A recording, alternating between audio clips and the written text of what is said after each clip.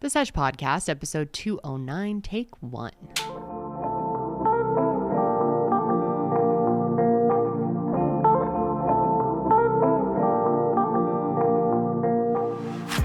Hello, everyone, and welcome back to The Sesh, and welcome to 2025. How y'all doing? We're so excited to be here. I'm your host, Kendall. I'm Janelle, and we're joined by Karelly and Sydney, who are back. They were gone the last episode of 2024. You guys were so missed. But you're back in action. We're all back. We've taken a couple weeks off. We're ready to go, baby. It's going to be a great year. It is. Lots of stuff, and we're popping off strong here with a big topic, which we'll get into in a minute. But how are you guys doing? Freaking fantastic. Yeah? Yeah. It was so long, especially I hadn't seen Sydney in like 3 weeks, which is not good for my Karelly. mental health. No, I saw Karelly before break. The day that you were still sick. You're right. After that last episode, Janelle came down with a neurovirus. Within like we're pretty 30 sure minutes. all three of you guys had neuro, which is going around like crazy right now. I'm so scared of it. Yeah, I was shitting and throwing up like I've never done before. God. It was wild, but it's fine. What's Whatever. crazy, I don't know if this is true, but my friend this morning was telling me that it can't be killed with like Lysol. It can't bleach. Yeah, and it has to be on there for like 30 seconds. Yeah, Oh hand my sanitizer doesn't do God. anything. Like alcohol doesn't do anything. Janelle, weren't you saying it's really contagious? I'm surprised John didn't get it. It's really contagious, but yeah, John didn't get it. Jared didn't get it. Nope. But yeah, I don't know. I'm sure some of you out there have experienced it, and if you have, prayers to you in your butthole. It's like record numbers right now. Yeah, it's going And your around for throat. sure. I was wiping down the plane, but I had no idea because I just had the little Lysol wipes, but that probably doesn't do anything anyway. I don't feel know. like what I had was different than you guys though, because like Yeah. I wasn't really shitting that much. I wasn't throwing up. You guys had more like throat stuff. Yeah, because like for me it felt like a really bad cold. Yeah. Like I honestly don't think I had it. Because Yeah. I I tested threw for up. COVID, didn't have COVID. I had a fever. Like I was mostly body aches and like throat and coughing. My stomach wasn't great, but I wasn't like Well, you would have known shitting. if you had It was yeah. one of the most painful things That's what I'm I've saying. experienced. I don't think I had it. Yeah. Mine was didn't last or was as bad as yours from what the details you provided me, but I definitely did get definitely had Dr. Sydney here. bad moments. But all Bad three of moments, you guys bad had moments. like fevers and... Yeah, me, you, and Tom. Yeah, and oh yeah, Annalie. Tom on the show. He Tom was on got that it too. last episode and he got it like the next day. Yeah, literally we stopped recording at 4:30. I was completely fine. And then all of a sudden I was like, I'm just so tired and achy. And then I got home and shit hit the fan literally. So God. but it's all good. Whatever. Okay, that was in 2024. That was last Seemed year. that was literally last year. Yep, we're on a new leaf now. 2025. Now, I swear to God, I'm gonna fight this fucking mic. People you guys keep I know, commenting about the mic, and I'm getting what's going on with it. It just doesn't constantly stay goes down. like this. That's so annoying. And every 5 seconds I have to pull it down. What I was going to say, though, is that you hate odd numbers. So how are we feeling about 2025? Because I'm feeling actually great. Are you? I am. I'm feeling like really good. Even with what's happening on January 20. Besides that, Besides yeah, that, we're I'm just gonna feeling ignore that. so good. Okay, good. I'm feeling great. 2024 was a great year for me. So 2024 I'm still was like for worried me. with my odd number thing. 2023 was like a little bit rough with the postpartum stuff, and 21 wasn't great with COVID. So I'm a little wary, but so far I'm going into a good mindset. I can't like predetermine these things. That's right. So I feel good. I'm happy. Great. I'm excited. Excellent. Did everyone have a nice break? Yeah. Yes. I Yeah. rotted. Yeah, a you lot did of rot. rotting. Did some bed rotting. Dude, Watched Summer House. didn't- Shout out to all the gigglers out there. I know some of you are out there. What's it about, Carly? But you didn't watch any movies. I watched it. What is it? Ends with I us literally forgot. on 2 times speed. I watched that yesterday, actually. Yeah, because we will be talking about that today. So Yeah. we've all seen it now. I watched a bunch of Christmas movies. I watched a bunch of movies too, but not Christmas movies. Actually, that's not true. I watched Home Alone for the first time. What do you think? Nice. It was cute. It was good. Poor kid. I feel really bad for the kid. Yeah, it's like abusive. It's abusive. Totally. I watched Mufasa over the weekend. You did. Mufasa. You like it? It's actually so good. Isn't It's that- in movie isn't it theaters. Lion King? Yeah, so it's like a prequel to The I Lion see. King. Okay. Oh, I But didn't. through Mufasa's eyes. Is it animated? It's yeah. Live action. It's like live. Oh. Well, no, it's they're all live animatronic. Or not animatronic. It's like CGI? It's CGI. They're all CGI. Dude, I wouldn't can't do CGI animals. No, It's weird. It's actually Wait, really good. Isn't that What do you mean? Isn't that what they all are? The live action ones. No. No, that's like it looks animated. like real. Yeah, I like the cartoon. Got it. I don't like. Yeah. Really? Yeah, I hated the live action Lion King. Me too. I watched the live action Lion King like a few days before, and it was okay. I don't think I even finished it. And then me and my boyfriend. Hard launch. I guess you are doing it. Dropped the word. We went on Saturday to watch it, and it was actually really, really good. I definitely cried through it. It was just a really good story. Okay. It's about like all these like orphan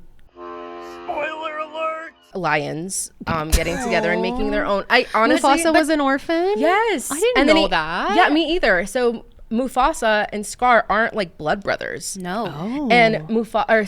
Don't give too many spoiler alerts. People. Sorry. Okay, Karelly but get mad. really People get mad at quick. Karelly. You're right. It just came out. Sorry. What are your guys' thoughts on? And I haven't seen the movie, but what are your guys' thoughts on having the lead be a person who was like the bad guy in the original movie? Like he killed. No, Mufasa was Simba's dad.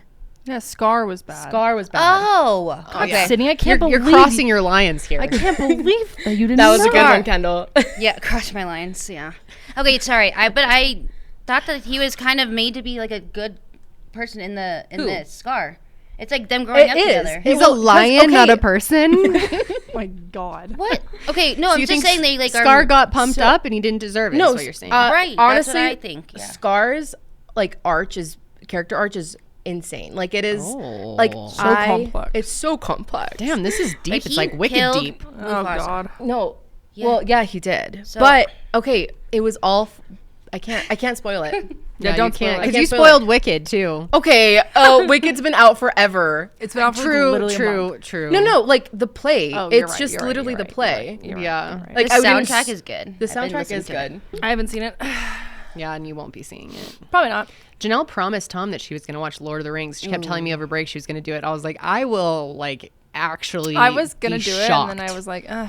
That's a Tom came big in. I was one. like, Tom, I didn't watch the movie. He's No, like, what you the said hell? you said Tom, I can't lie to you. I Yeah, I didn't was watch like, the I movie." can't lie. I He didn't- didn't ask you about it at all. No, he goes, I was gonna ask, and I was like, oh. I know, but that's why I had to tell you because I couldn't lie. One day we're going to strap you down on the My couch God. and watch it. As long as No, it's I during honestly work think hours. you would hate it. So it's Wait, way too long really? for you. Yeah. It's too like it's complicated. Ugh, The I hate universe. complicated It's things. like I feel like you'd like maybe the first 30 minutes before things get like more, I don't know, intense and complicated and The violent. different worlds and all that kind of stuff. Yeah. Oh my god. I don't know if the I can do all Lotro that. universe is crazy. Did you say Lotro? Okay. Oh, sorry. I'm okay. Josh, he says Lotro all the time because he still plays Lord of the Rings online. He's been playing it for like 15 years. It's the game is Lord. So what are it's they- Isn't it like WoW? Like World of Warcraft? World of I don't Warcraft? know. No, it's- that's something. That's a That's a random game. It's just a short What's it? short way of Oh, yeah. saying it's like it. really old and hasn't been updated, but it's like a nostalgic game. like so how he I still call plays it Clash all of the time. Clans cock. Yes. Yeah. Anywho, Karelly, are you just gonna glaze over that little Yeah, can we statement? go back do to we wanna, like boyfriend? go back to boyfriend at all, or do we just want to keep the people we guessing? can just keep it guessing. Like, I mean, I've like, soft launched here and there. But yeah, no, it's good. Well, we can say that we love him. Yeah, We you do, guys big met fan. him. Huge fans. Big Yeah, we fan. met him twice over That's right, over December. super Yeah. super nice guy. Love. Yeah, he's a good guy. He is. He's a You good, deserve it. good egg. He's very good to Karelly, Yes, which he makes is. me so happy. That's Yeah. right. Thank you guys. No, Better I'm happy. Be good to our Karelly. Funny, He's which funny. we love. Smart, caring. Oh, thanks, guys. And Oh, he's- what a so, win. He's such like he's so caring's really the way to He- put it. well, He's like yeah. really takes care of you. But like the way that like Josh cares for you and like like that's such a big inspiration for me. And like you I deserve I that. feel like I've like finally found something like that. We need to get together again soon. Yeah, He's so fun. he's a fun guy. He is. But He's then a fun guy. so just chilling. Yeah, A little bit of movies. He got really sick, which we didn't do anything for New Year's. It was because he got really sick. He had a fever for like 4 days. Hell no, dude. God, So- everyone's going sick. around. I'm scared of everybody. I'm right not now. sure if he got what I had, and it just like hit him really late because like his But like he works at a hospital. exactly. So I'm just like, maybe your immune system is like just better, Yeah. and like it hit you late. But yeah, I played this game called Stray, where you Oh. play as a cat. Wait, shut up. Oh my Oh. god, my brother got my brother that for his birthday. Your brother got your other Yeah, brother that. that's right. One of my Dude, brothers it's got my so other sibling. good. It is so Stray. good. Yeah. Where's it? Where do you- PS5. Yeah, it's Oh, on okay. PS5. But it's you just play as a stray cat, or Oh, yeah, how you're fun. a cat and you're like going to this little universe with Oh my God, I bet your robots. brother loves that. He's a big cat fan. He texts me about my cat like every Not day. that brother. Oh, so let me guess. R got it for T. Correct. Got it. Great I job. feel like T would really like that actually. T would love that. It's a great. It's I'll a good hit him up game. and see how it is. Yeah. Double it's check. it's like easy. It's easy enough. Like I don't have to like think about it. It's really the storyline is really cute. I'm really into storylines lately, guys. maybe I need to get on that because I am like close to beating, like just being done on Wait, what? Heyday, because I've like I've almost got to the point where there's nothing left to unlock. Like you can play Really? it to level 400, but you can't unlock anything past like 130, Are you kinda and I'm getting at bored? 111. No, I fucking love it still. Oh. But I'm like, will I like it when there's nothing else to unlock? Yeah. There's no. nothing to strive for other Right, than right. decorating my farm. I kept up Still the gotta- farm while we were on break. Well, Yeah. while you were out of town, because Yeah. I went out of town for just a few You days. were to running visit the my hood sister, for me. I but- needed to take a step back. I had to opt out of everything for 2 weeks, which was good. Oh, I you know needed what's a little really bit of break. funny? I was talking to John's mom. She's really into Heyday. Or no, Real- no. Oh, Farmville. Farmville. Yeah, that's But she's lame. like, nah. It's literally the exact same thing. It's like No, everything Heyday is. No. You don't even know what you're What's the talking about. difference? You don't know. No, Farmville. trust me. I have looked because I was like, maybe I would like Farmville. Well, she's in like neighborhoods. She kicks people out. She runs the fucking thing. So I was like, oh my God. well, maybe I do need to check it out. I've just heard it's not as good as Heyday. It's I'm on the it's- Heyday Reddit and everyone talks shit about Farmville.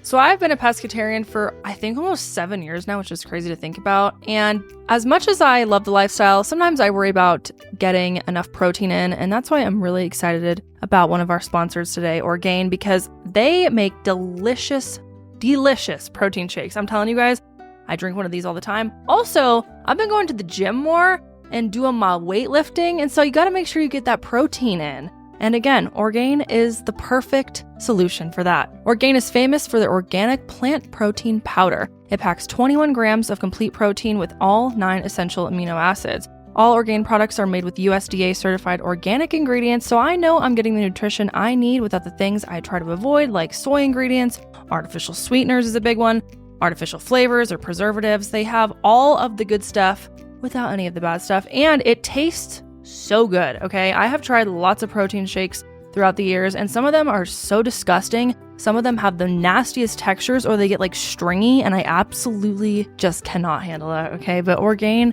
is really delicious. I love all of their flavors. I love that they have plant-powered protein, and I love how easy it is to just shake one up, bring it to the gym, or sometimes I drink it for breakfast. It's just really versatile. So remember, guys, there are no quick fixes when it comes to your health. If you want more protein, give Orgain Organic Plant Protein Powder a try. Head to Orgain.com/Sesh30 and use code Sesh30 for 30% off your order. That's the best offer you'll find, but you have to use our code Sesh30 for 30% off. One last time for 30% off, head to Orgain.com/Sesh30 and use code Sesh30. So, Sydney, what was your break like? Honestly, it's pretty chill. I went to go visit my sister, and my dad met us there. So that was really fun. Down in Austin? Yep, Austin. So we hung out there for a few days, and Austin's awesome. it really is. And it was really nice weather compared to here. It was like 80s on Oh, Friday. gosh. That's crazy. Played a lot of pickleball. Of course. Hell with my yeah. Love Yeah. pickleball. I want to try pickleball. We need to You go to that pickle bar. I think we need to do a company event pickleball night. Offer pickle food at Yes. the pickleball. dad. It's the best. I'm But so down for that. yeah, I was pretty sore because my dad is a non-stop go. So we Yeah. did that and hiked, but it was fun. We had a At good least you time. guys didn't have to do a marathon this time. Yeah, no. a marathon? Was that last year? I don't ever know haven't run the difference. marathon. A marathon is like 30 miles. Okay, right. I never know. What's the My half? sister did a half, and I did Oh, the half smallest one. The 5K. 5K. The 5. Okay, thank you. See, I don't know these things. But that was still hard. Okay, when you don't train and you just show up, that was hard. But I don't wasn't think I as could in do- much pain. Distance running like that. You could I do run- hit running. Or how far No, do you just go long. usually? Yeah. Like 3 miles. Without stopping? That's like 5K. That's a 5K. But I'm not I'm running the whole time. Oh. I do the hit thing, so it's like It's intervals. Yeah. Oh, okay. Yeah, but like the max amount of time I'll be like How long- running like 6 miles in an hour. Wait, 6 and miles? More. No, No. 6 miles an hour. Oh. And or I'll go up to like 7 or 8, but like it kicks my ass. But I can do that for like 3 minutes before I have to like knock it back down. But I'm working on like slowly. That's fast. So you're like sprinting. Yeah, it's sprinting. It's kind of fun though. That's where you get that runner's high. Like I'll get to a point where I kind of like, I just feel like I'm fucking flying. I would never think I would enjoy running the way I do. Maybe I will do marathons one day. Do you do it on Peloton? Yeah. Okay. Peloton's my baby. I love my Peloton. I was so sad to have lost my streak. I was at 30 weeks and then I took 2 weeks off over break. So I need to get back in the gym. But yeah. It's all right. You can take breaks. You know? Yeah, it was good. It's all good. Kendall, what about your break? How was it? It was great. It was very, very busy. The holidays were like nonstop. I didn't take a single nap over break, and I was a little sad about that. That's fucked up. Well, don't worry. I took plenty for you. I can't lie. Actually, yesterday I did take an hour nap when I got home. Why so didn't the you last take day of a break. nap on vacation? Because when my daughter's napping, that was my time to like do things, Like get what? shower myself and clean our room, and you know. I'd be like, Josh, give me an hour. Good I night. can't, but then I need the hour to shower. Hour to shower. Yeah, I wanted a nap, but I can't complain. It was a great break, awesome time with the family. We had everybody at our house. It's a lot, like hosting. Yeah. Obviously it's a lot of work, so it's just kind of nonstop. But then my dad took us to Mexico with his. So I have 2 stepbrothers who I haven't really gotten to know very well because my dad got married like 5 years ago and they both live in different states and they're a lot older than me, like 10 years older than me. So it was really nice to spend time together and get to know them a little bit more.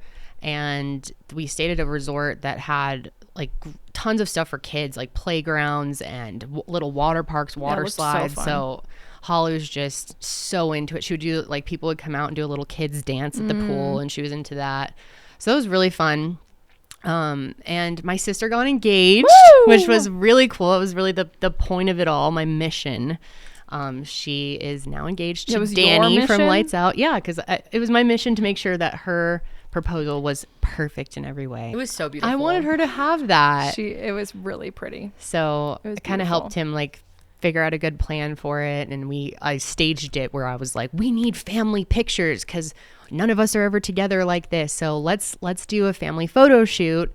And she had no idea, which was such an accomplishment because my sister's very intuitive and she figures out everything, because she knew that she was probably going to get engaged soon because they had been talking about it. And then like I tried to plan this whole, like I went up to her probably in November and was like, hey, I'm gonna buy these rings for all the women in our family, so I need your ring size. And she automatically was like, the fuck. Like, what the hell? But he like convinced her that the ring wouldn't be here until March or April or something like that. So he actually fully surprised her. Like up until the moment where he proposed, she had no idea. It's so awesome. And it was great because she wanted her whole family to be there. So we all got to watch, and we just kind of staged it where we did like a big family picture, and then we did all these individual, and we're like, okay, it's your guys' turn. Yeah. And then we all like backed up. So they still had a private moment. We couldn't hear what they were saying.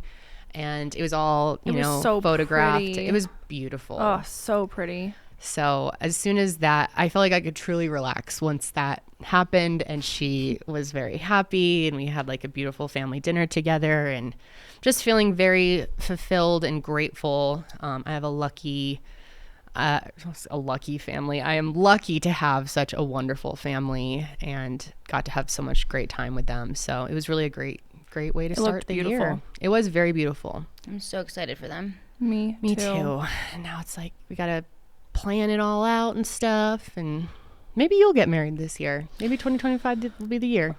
Yeah, maybe. We'll find out. Or maybe I'm already married. Oh, you would. Are you already married? That's what she did over break. Did you? Tell Janelle, them. no, she didn't. No, I didn't. I'm fucking with She you guys. could not. You got me with that last year. Yeah, you guys fall for it every time. I do this like every other month. And you're like, wait, really? I don't know. It was your look just now. I was like, wait, maybe she fucking did. No, I didn't. I'm not married yet. No, but actually, the engagement's off. So. Oh, T, let's go. What happened? Clickbait. I still have you still have your ring though? Yeah, I mean it's pretty. I didn't want to take it off. You know what I mean? Exactly. Right. No, I'm just kidding. Yeah. I actually would like to be married by the end of this year, but I don't know if I'll have a wedding.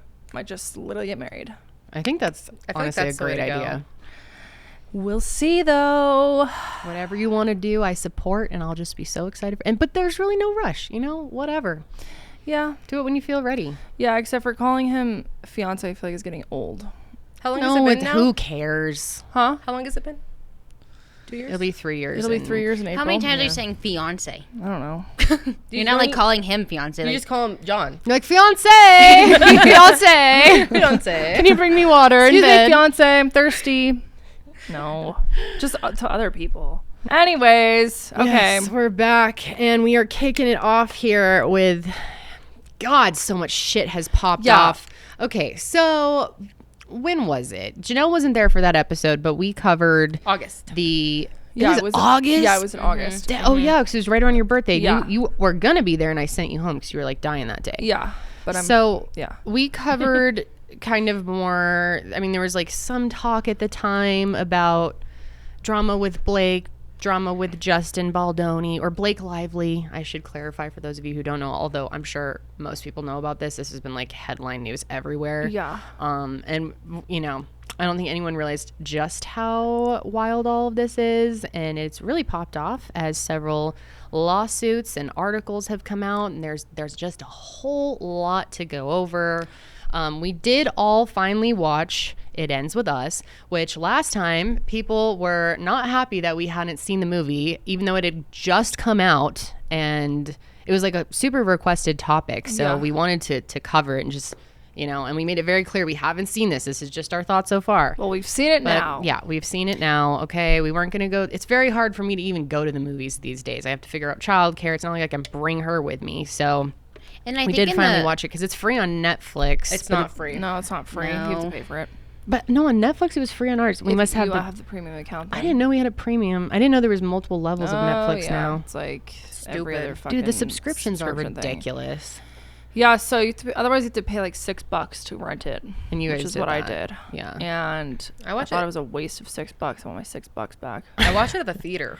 Yeah, you saw it in theaters after we recorded. Yeah, which I kind of think that people that saw it before a lot more drama came out, because the reason we covered it was because we were just like, it was odd that there was no photos of the main actors together. Yeah. Like there wasn't anything concrete. Right. There was like a few rumory stuff. Yeah. Or like there wasn't anything like this, though. No, not at all. And we were saying, well, it's going to have to come out with, like, why are the two main characters not seen anywhere? They don't do any interviews together or whatever.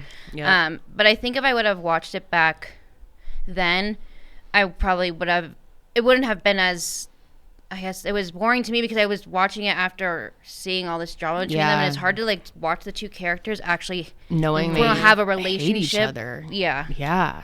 So yeah, I did not like that movie. I did not either. What would you give it out of 10? 2. Like I thought it was bad. I would say like 3 or 4, which I know that a lot of people who are big fans of Colleen Hoover or the book, they actually really liked it. Like from what I've seen, it seems like people who read the book said it was pretty spot on to the book, and normally people are happy with that. Me and Haley were talking about this. She was telling me that in the book, they mentioned how Lily Bloom, the main character, Lily Blossom Bloom.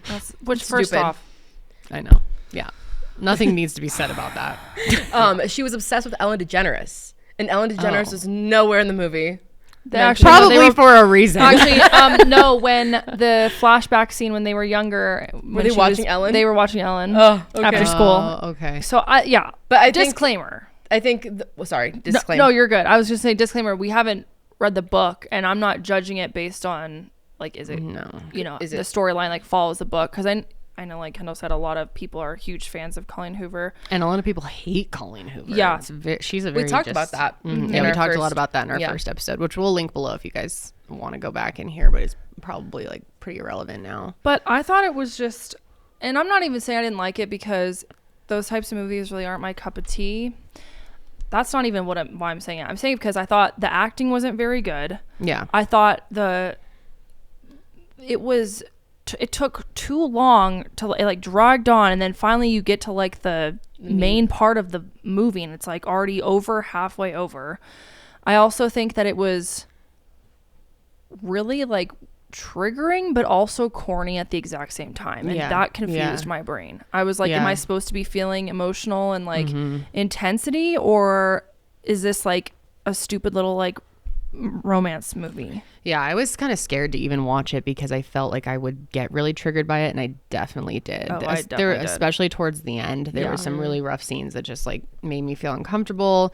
And it's like, that's, you know, like I said in the last episode, it's art, and these things are important to talk about. But all that aside, I agree. I just think the movie was like, it's just my opinion. I thought it was really bad quality. I don't like Blake Lively as an actress. I don't like Justin Baldoni as an actor, which I guess I have seen him in Jane the Virgin, which I hated that too. But I just thought the character development was so weak. What bothered me is that they're trying to have these deep themes and then also have the like childhood buddy come in and like save the day. Yeah, that was strange too. Like, why is it was just so, which again, I don't know, it's part of the book, so whatever, but like the end scene where they're in the farmer's market, and she turns around and there's the dude, and they're like, oh my god, it's like really like this is so cheesy, but then also discussing and portraying very deep and intense scenes and themes. I don't know. Overall though, I feel like I probably wouldn't have liked the book either. I don't know. I mean, I liked, like I said last time, I've read one Colleen Hoover book, very different style. It's not really like super romancy. It's more of a thriller, and I enjoyed that. But I don't think, I don't know, from the movie, it didn't seem like my cup of tea for the writing, and I just thought it could have been done so much better. And it's probably because they had so much issues while they were trying to record this. I mean, it seems like this has been going on since like the beginning of recording this, maybe even beyond. And I think that really like came through, and maybe that's just because we were aware of it. And but now thinking about it, like there was like not really any chemistry between Justin and Blake. I'm not picking sides, but I think too the fact that it was awkward, clear in my mind, things on set weren't normal, which has been said by multiple people, they not almost just like, Blake, stopped but recording. they almost stopped it. So I think it'll be interesting to get into. It's strange too how we're hearing there was different cuts of it. Like this was Blake's cut of it. That whole thing. And I'm like, what was the other cut? The reason that there were so many different cuts was because she wanted the control of the movie, which isn't like industry standard, quote unquote. I don't get it. She was hired as an actor. Right. Because of how big she is in Hollywood. And Ryan got involved too. And because I think he rewrote part of the script too. And there was like the rooftop scene. She's in an interview with somebody on a red carpet, and she's like, nobody knows this. Ryan is the one that like rewrote the rooftop scene. And then she also changed the cover of it. The original cover had his head on her shoulder or something. So like she definitely like kind of like overtook it. And I'm really starting to see, now that I've seen the film, I see why her interviews in the beginning were so off-putting. To say grab your florals and have a girls' night at the theater was like really bizarre. And the fact that flowers, I know that her name is Lily Blossom Bloom, and like if you haven't seen it, it's because she owns a flower shop. It's so like that was so cheesy. And why is the flower such a big part of the you could not tell what this was by looking at the cover. Like even some of their promotional stuff, they were always standing in front of these big flower scapes to do the photos, and she's in hot pink and floral dresses, and it seemed like there was more focus on the costuming versus the themes of this. Film producers put that in their contract as to that's how they're going to market it. And see, that's another thing that we didn't know big about. Mistake. Yeah, we didn't know about that prior, but all the cast members had to sign a contract agreeing to the marketing plan. That's horrible. Sony set up. They're like, we'll try to get people in there. And then, because you really wouldn't know. And like, that was a big complaint too, which we talked about last time, even with the book, is people felt like they were, which obviously people can look up a review on a book and like really get but if you just like pick this up at the airport and you see this like flowery looking book, you have no idea what you're getting into. And it seems like they tried to do that with the movie as well, like almost, which can be really dangerous. I don't know. I really thought it was bad. I think that mainly goes to the bad chemistry between them, but also I just think they're both really mid actors. I've never been like I said, the only thing I even know Blake Lively from is the Traveling Pants. So, and then Baldoni from the whatever it is. Oh, and I've heard because I super into Gossip Girl growing up. And she was in Gossip Girl. Yeah, I she's never the saw main. that. Yeah, she's the main Okay. person in Gossip Girl. I just started rewatching it too. Still That's good. really bad, but It's bad. Really? I like I love it. I Cindy love goes, it. really good. I know. I love It's it. like an old TV show. It's just so. really cheesy. Yeah. It's super cheesy. But Leah Blair, the actress who plays Blair, she has said that like they were never friends in real life when they were filming it because she's really hard to work with, just like super like diva, like she just like has to have everything her way. Seems like that too from what's coming out now. But. Yeah. I don't know about you guys, but the holidays are expensive, okay? As much as I love buying gifts for everyone, you end up spending a lot of money. So to start the new year, I'm trying to make sure that I get back on the right track of saving money and making smart financial decisions. And that's why I'm really excited to talk to you guys about Acorns. Acorns makes it easy to start automatically saving and investing so your money has a chance to grow for you, your kids, and your retirement. And you don't need to be an expert. Acorns will recommend a diversified portfolio that fits you and your money goals. And you don't need to be rich. Acorns lets you invest with the spare money you've got right now. You can start with $5 or even just your spare change. And creating an Acorns account is super easy. You can start investing in just 5 minutes, and you don't need to feel like financial wellness is impossible because Acorns gives you small, simple steps to get you and your money on track. Basically, Acorns does all the hard work so that you can give your money a chance to grow. I've actually been using Acorns long before we started this podcast. Back in college, I started using Acorns, and I'm very, very pleased with how easy it is to use. Truly, it is not hard to set up, and I like knowing that it kind of just runs in the background and don't have to think about it too much, and knowing that I'm trying to, build my financial success. So head to acorns.com/sesh or download the Acorns app to start saving and investing for your future today. Paid client endorsement compensation provides incentive to positively promote Acorns. Tier 1 compensation provided. Investing involves risk. Acorns Advisors, LLC, and SEC registered investment advisor. View important disclosures at acorns.com/sesh. And before we get into all of this, there's a couple things I want to say. First of all, I want to say thank you to Sydney and Karelly for putting in a ton of work during their PTO time to put this together. They put together a 63-page presentation for us all. This is going to take us a long time to go through, so we're really just going to jump in here. This is our first day back at work. Yeah, so it's Monday morning. Been tuned out of this world and, doing our own thing with families, and they took it upon themselves. They were gracious enough to spend their time on the weekend and last week, trying to piece this together as best we can. So this is huge and complicated. Yeah, please give us some grace with this.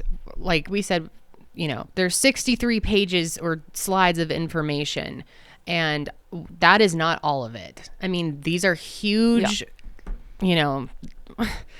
and I know when litigation meets celebrity tea, people get a little wild with things. People are picking sides, and I think people just need to remember that no one was actually there on set. No one actually knows these people in real life. And so I'm not in the position where I want to I'm going to, I'm sure we'll all give our thoughts on little situations and things we do know, but I'm not going to give an overall, people we're are on straight this up side Team or that Blake, side. Team Justin. Yeah. I do not feel comfortable doing that because nor do I even care to. there's not enough info that's come out. There's a lot of holes still that need to be filled.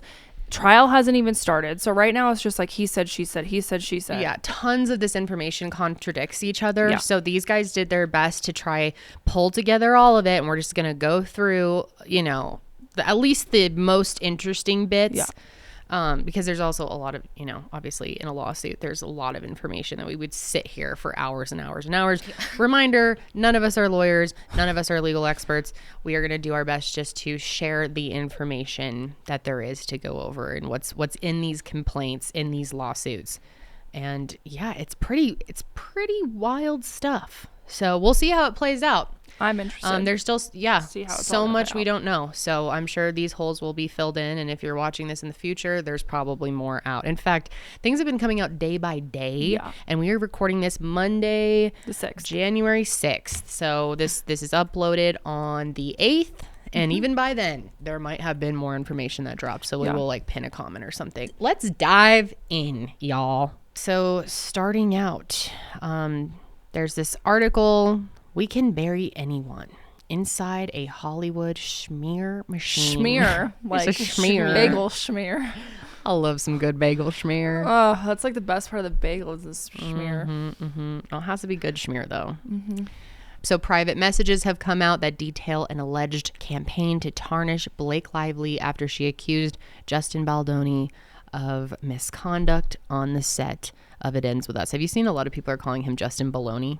Really? Yeah. Not surprised. Yeah, not surprised on that either. I'm sure they just can't think of a good name for Blake Break.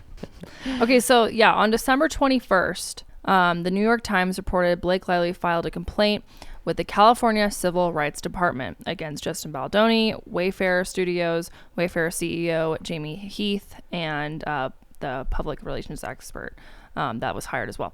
So obviously there was stuff that was going on before in August, and people were speculating, but this is when things started really just coming out, and so much has come out in the short, what was it, like 2-3 weeks. So let's start with the allegations in Blake's complaint. Okay, so hers go back to before they even started filming and before the meeting where safeguards were put in place, a bunch of rules, and Blake had signed onto this film already at that point. So I think there was a lot of contention. They even, like we said, they even thought about not even continuing. But Blake claims that prior to shooting, Justin inserted improvised, gratuitous sexual content and or scenes involving nudity into the film, including for an underage character, in highly unsettling ways.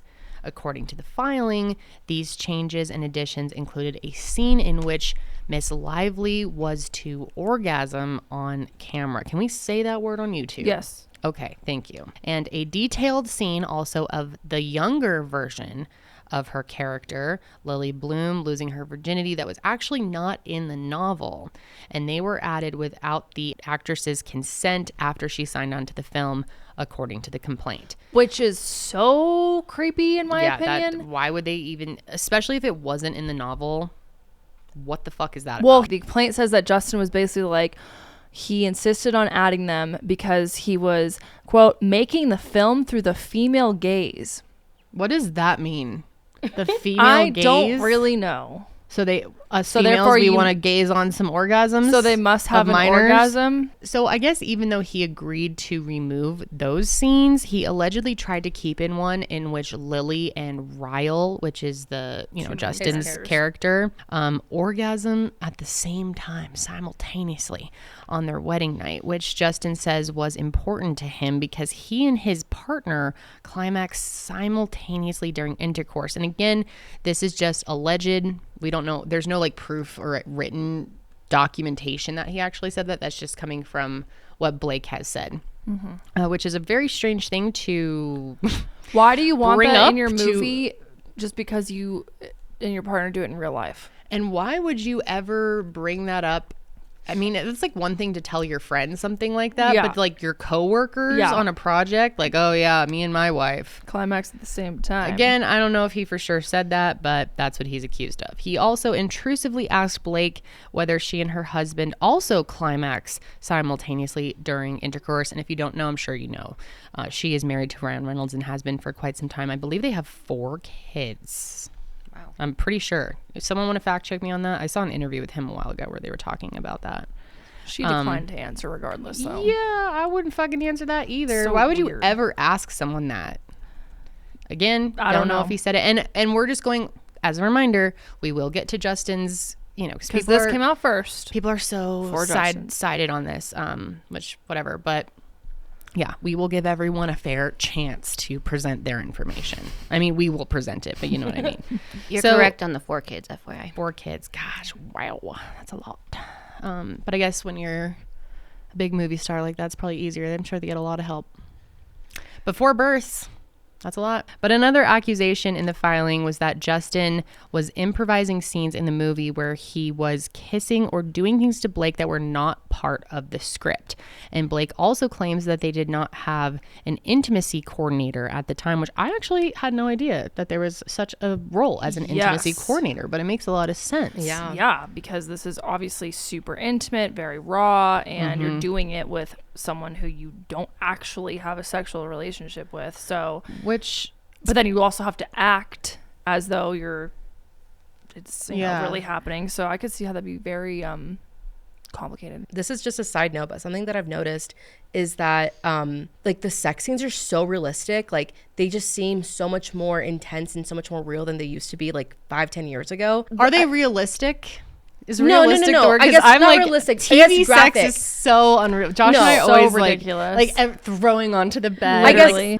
yeah. Together at the same time, like, amazing. They roll over and go to bed. Have you Okay, ever had moments but- where you like watch a sex scene and then you're like, damn, my sex life is boring compared to, and I have to like remind myself this is a movie. You don't I've like watched bust things where through I'm the like, door, throw why are- someone yeah. against a wall. It's like, it's not, or I guess realistic wasn't the right word to use. they like kiss and caress I know each what other you and mean. they roll It's more over and go to bed. Yeah, I'm surprised because it sounds like a lot of this stuff was added in, but from what I understand, Colleen Hoover's books are pretty Smutty. sexual. Yes. Smutty. I don't know. I don't know even what smut really means. It's basically just like Sexual erotica. Yeah, I think some of her books are like that. I don't know. Yeah. I mean, Verity definitely had some of that in there to Yeah. some degree.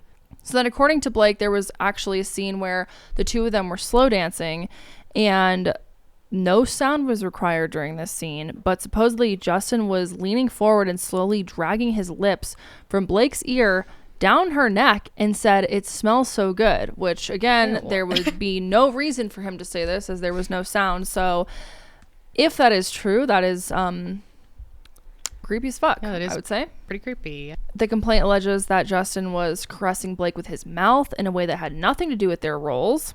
And after this happened, Blake brought it up to him and told him she was bothered by it and alleged that he responded by saying, "I'm not even attracted to you." The production company Wayfarer, which is Justin's production company, correct?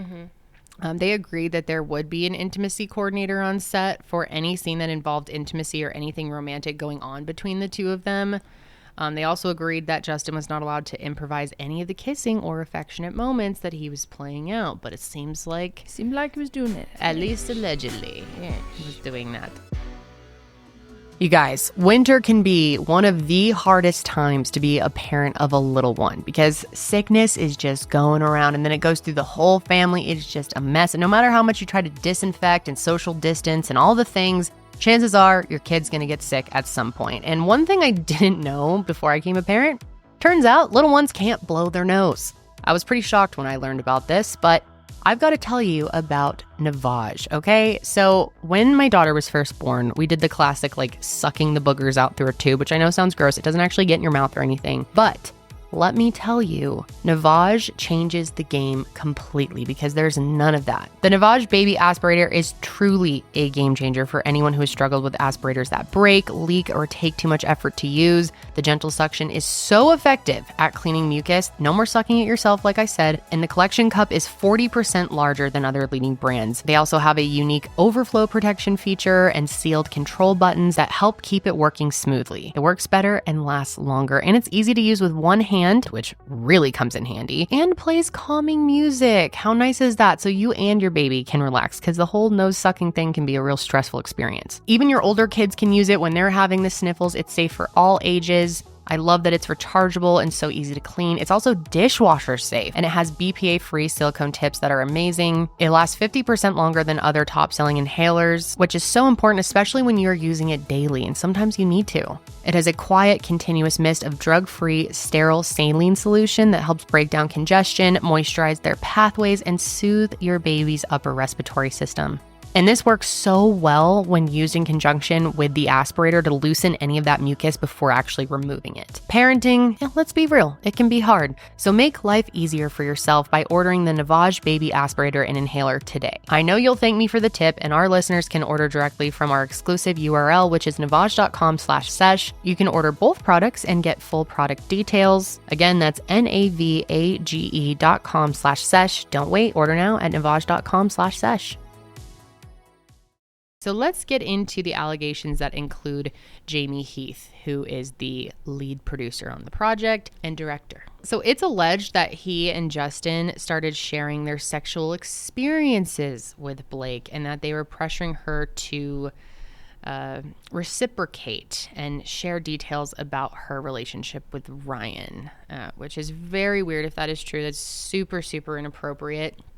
And I would be so uncomfortable, especially in a workplace environment. Yeah. That's just unreal. And then this part really got me. This is so strange. Supposedly during the scene where Blake gives birth, and I don't fully remember, I watched this like 2 weeks ago, maybe a week and a half ago, but I don't remember a birth scene. I remember her like in the hospital after, but maybe there was a little like montagey, flashy something. I didn't really see like an intense birth I just scene. watched it yesterday. I don't remember that. Oh yeah, you just saw it. Yeah, I'm so pretty maybe sure it that was was just, like they were going to do it and they cut it. Yeah, I don't know. Justin and Jamey allegedly pressured her to be fully nude, even though that was never mentioned in the script, and that the two of them would often talk about their previous pornography addiction as well as their past sexual relationships in a way that she found very disrespectful and disturbing. And another incident that was mentioned in the complaint was that when Blake was in a car with other people and Justin started talking about a former girlfriend who did things to him and how he actually had sexual relationships without consent. Again, alleged, I don't know. Justin claimed that he could speak to dead people and that he could speak to her dead father. So Blake's stepfather? Allegedly.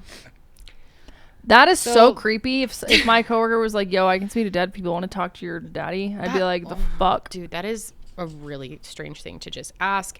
And then also Her weight and her the age. weight and her age were criticized. We talked about this last time.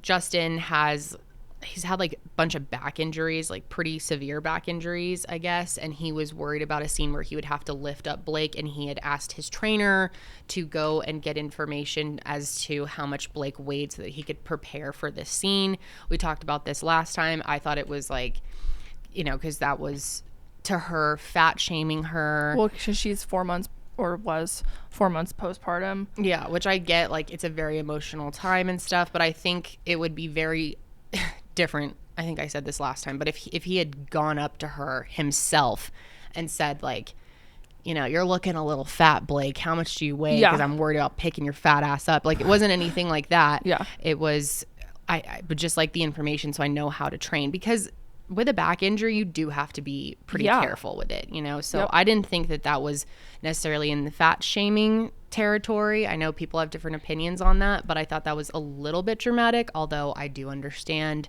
how when you are postpartum that could be. But I don't think that information was even supposed to get back to her. I think the trainer fucked up by even telling her that to begin with. Yeah. And then that turned into a big thing where Ryan Reynolds was like super pissed at him, apparently berated him at their New York City penthouse, California penthouse, I don't know, a penthouse somewhere, and he was berated there. And apparently there were other celebrities there. The whole thing is like kind of interesting and strange. They had recorded. They had already practiced it with a stunt double, but then she just ended up not wanting to do it. Yeah, which is weird because it's like at that point all the work's already been done. You know what I mean? So it's like, is it more of like an ego thing for her where she doesn't want to do it because of her ego? I feel like so uncomfortable just like making assumptions about that's true. why she made that decision. Maybe she was like, I don't want to hurt his back, so let's just like not do it. If it's such an issue and it's like caused all this drama and it's making me uncomfortable too, let's just bail on it. That's true. But I don't know. A lot of people, have a different opinion that she was hired to do this. It's part of your job, and it was already rehearsed too. So I see that angle as well. Again, I'm not fully on her side, but this is just because I spent a lot of time going through her stuff, and I'm like, for her to make these allegations and say these things that what he did on set, and how big she is and how big her husband is, and that reputation, I just have a hard time like understanding why she would risk that, like just make stuff up or risk, because if these allegations are proven wrong, I mean that's just a really bad. That was what I was thinking about earlier too, is she has nothing to gain from this, in the sense of she has all the money in the world, she has all the fame in the world, right? People know her. Need more money. She doesn't need more fame, she doesn't need more money, especially this way. So is she getting it because some people are like, oh, well, she wants to have control with it, the second one, which is It Begins With Us, or is the it second movie that's like the sequel of the book? Yeah. It Begins With Us, right? Yeah. I guess the whole thing is like, in my mind, if she was going to come out with all of these claims, she's not an idiot. She knows that he's going to come fire back. So unless she is confident that she is able to back herself and win this, why would she come out if it was just as simple as like, no, everything's wrong. Here I am, Justin, you know, here's all my receipts and you're just a lying idiot. Like, then I don't think she's stupid enough to have even done this in the first place. That's why I don't really think it's as simple as just like, nope, Blake came out with something, Justin came out with the receipts. Oh, Blake, you're a big idiot, because I think has enough lawyers and representation to tell her, don't do that, dude. Yeah. You're going to lose. Well, I mean, on the other side, I totally see what you're saying, and I agree with you. I think a lot of people, they see this as more of like a way to save her reputation because it was so tarnished. And the hair care brand that I don't remember what it's called. I don't know, but her hair care line apparently like totally bombed because Blake Brown.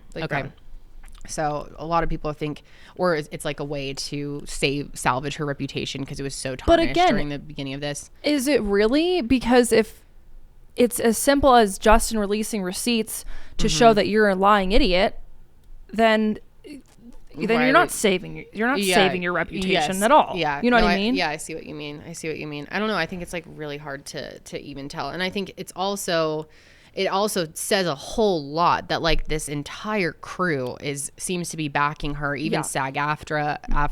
Yes. I don't know.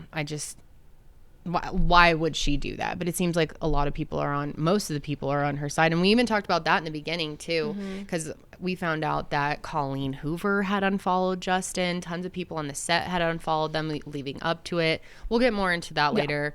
But then there's also this complaint, which this part is so fucking whack to me. So I'm just going to read this part verbatim from the complaint.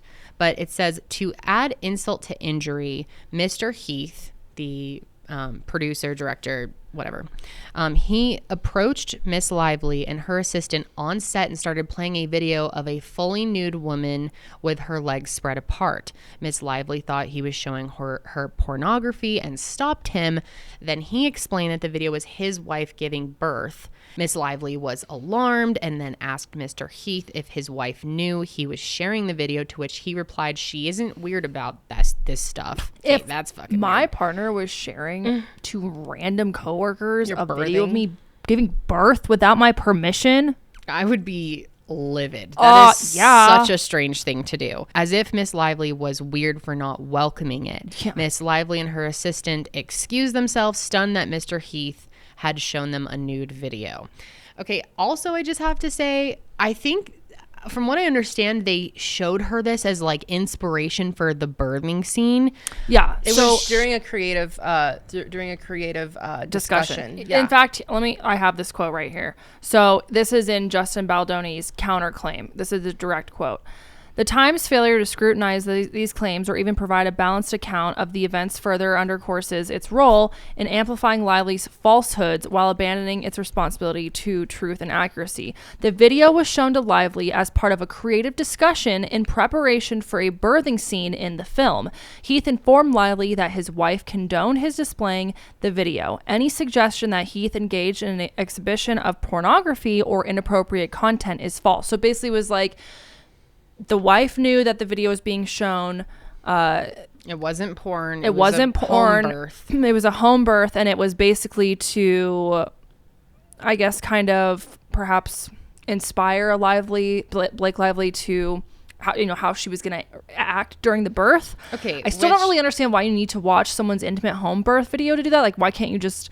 She's given birth. Dude, that's what I was going to say. This is the ultimate form of mansplaining. To be like, I've had 4 fucking babies, okay? And this was, in the movie, it's a hospital birth. This is a home birth in a bathtub, which, side note, this poor woman, now the picture's been released, which we decided we're not going to show it. No. You can go find it if you want to, but it's like literally her with her newborn on her chest, the photo. I don't know if the whole video is released. No, it's just a photo. Not. And the husband's like behind her. Weird. Yeah. Why? She knows about birth. She's given birth 4 times. But regardless, like, that's not the point that they're trying to make, you know? I mean, that's something you say, hey, I have this video. Maybe it can give you some inspiration. Would you like to see it? Not just like, check this shit out. Here's my wife in distress at a home birth in a bathtub. Yeah, that's in like so a blow-up pool. I agree. I still think bizarre. It's very weird. But that's they were like, no. You know, it's probably a stretch to say it's like pornography. I don't think I think it's honestly kind of offensive to describe birth as pornography, although there's nudity. And if you were presented a video of someone nude and you didn't agree to watch it, that would definitely make me uncomfortable as well, especially in a workplace setting. Yes. Yeah. I think it's completely wrong. Yeah, I think it's totally bizarre. But yeah, that's what's so hard about all of this is their statements just constantly contradict each other, and we don't know what the truths are, and so much more is going to come out, guys. So just bear with us as we go through these, because at the end of the day, we don't know shit, right? We just know what is available here, and we really don't even know that, because everything is he said, she said, and they're fighting over what the truth is anyway. This accusation, part of me kind of feels like it's a pretty solid one and done, unless someone were to come forward and say, well, this is the reason why we showed the video. Like, he even, Baldoni agreed that, yes, the video was shown, and they didn't think it was inappropriate. So, in my mind, it's like, who, HR needs to decide, well, is that allowed or not? Right. Okay. I think any HR would agree that if the person didn't consent to watching it, that is inappropriate. A problem. I agree. Period. Yeah, I would agree with that. So this whole next part here is very interesting, and I think makes me question, a lot of people are saying, oh, she's just doing this to back herself or to gain something, to gain control for the next film, if there is, or whatever it is. This part makes me question if that's really her motive, and maybe it is, I don't know, but it's odd to me because back in 2023, in November, she, after the things we just kind of mentioned were playing out, and clearly she's very uncomfortable being on set. So the attorneys for her go ahead and create this list of protections that Blake Lively is requiring for them to do in order for her to feel comfortable enough to return to set. And let's go through some of these protections to return to production. So there's a list of 17 protections that Blake is requesting, such as having an intimacy coordinator. There must be closed set during the rehearsal or filming of any scene involving simulated sex. No spontaneous improvising of any scenes. Physical touching and or comments of Blake Lively's appearance must only be done in connection with the character. There's no discussion of personal experiences with sex. No one will attempt to enter, interrupt, pressure, or request entrance to Blake Lively's trailer, because there was also, she claimed that he was, at one point, came into her trailer while she was breastfeeding or pumping, and that, she felt really uncomfortable because obviously she was exposed, which there's more to that story, which we'll get into when we talk more about Justin's filing. But anyway, so it's kind of a long list, and one of them in particular, number 17, it says, hold an all-hands in-person meeting before production resumes, which will include the director, all producers, the Sony representative, the newly engaged third-party producer, Blake Lively, and Blake Lively's designated representatives, to confirm and approve a plan for implementation of the above that will be adhered to for the physical and emotional safety of Blake Lively, her employees, and all the cast and crew moving forward. So basically, she wanted an all-hands meeting where they all meet, they discuss these requests that she has and come to an agreement before moving forward. And this meeting was held on January 4th of 2024, so just over a year ago, to review and approve a plan to ensure that, again, all of the, physical and emotional safety needs for Blake were met. So in this meeting, here's the people who were attending said meeting. Justin Baldoni, who, again, is not just one of the main characters, but he's also co-chairman and co-founder of Wayfair Studios, the owner of the film, as well as the director, executive producer, and actor, like I said. Jamey Heath, who is the CEO of Wayfair Studios and one of the producers of the film. It's also Angie Giannetti, film's representative for its distributor, Sony Pictures Entertainment. Alex Sachs, who is a producer on the film, as well as Todd Black, producer of the film. And then, of course, Blake Lively is there as well, and Ryan Reynolds, who obviously is her husband, and also her someone representing her. At one point, she talks about how, Ryan Reynolds is involved in everything she does and that she's involved in everything that he does. So I wonder if she worked on Deadpool. One of my favorite movies of the year. Really? Probably my favorite movie. Yeah, I watched it 3 nights in a row.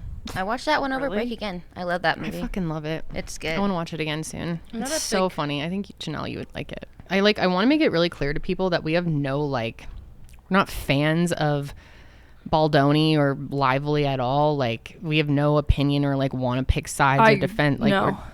No, I have Could care less about either of them. Yeah. And just to be clear, Blake said that this complaint was to address not only her concerns, but also wanted to make sure that, she was keeping other female characters and cast members and crew members safe as well. So you would think after this meeting happens, all is well. And clearly it went well enough because they continued production of the film. Yeah, she did say that things improved. Right. And that's a sign to me that she didn't necessarily just want to come out with this publicly to screw Justin Baldoni, because she was clearly trying to address it behind closed doors. Again, like Kendall just said, I'm not trying to stick up for her. I could be totally wrong. Just logically, it kind of confused me why it seems as though she was trying to handle this behind closed doors. It seems that way. Yeah, and they but met up could be privately. wrong.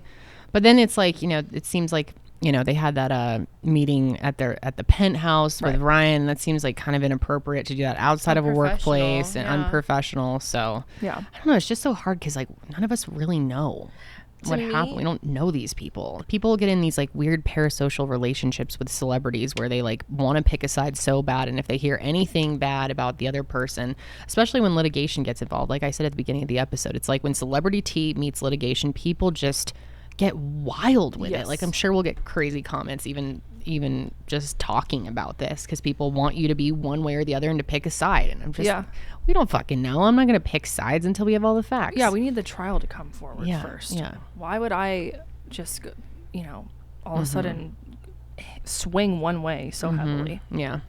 But yeah, like we said, things seemed good enough to keep going. In fact, Wayfair agreed to the terms and said, quote, "Although our perspective differs in many aspects, ensuring a safe environment for all is paramount." So basically, even though maybe we disagree on some things, at the end of the day, safety is top priority. Are you suffering over there? Because my dog's farting. No, I can't smell it at all. Okay. He's decided he wants to be here today I was for going to some say reason. he's never here. He never. I think the lights creep him out, but he's been very attached to me because he had a week without me. Oh, Bernie, you want to he's say his hi to mom. everybody? Here's Bernie Sanders. Bernie Sanders. Hey, ravioli. I think it's the lights are bright for him. I don't know. Well, And he doesn't have to be there. This is the only bright spot in this entire office. He can go anywhere else. I know, but he wants to be here with me today. He missed me so much That's when I was sweet. gone. He's such a good boy. Anyway, but he is farting, so I'm sorry if it bothers you. I can boot him. I don't smell anything Okay. so far. Thank My you, dogs are though. big farters. Okay. Means they're healthy. Just thought you should know Does that. it? Good gut health. Yeah, it does. Farting's healthy. You don't fart at all. So what does that say? I'm not healthy. Kendall says she doesn't fart. I don't actually. I'm not trying to lie. I mean, I do fart, but not often. I'm not a big farter. As far as you know. Maybe in my sleep it all comes out. I don't know. Do you ever just let one rip? No. What?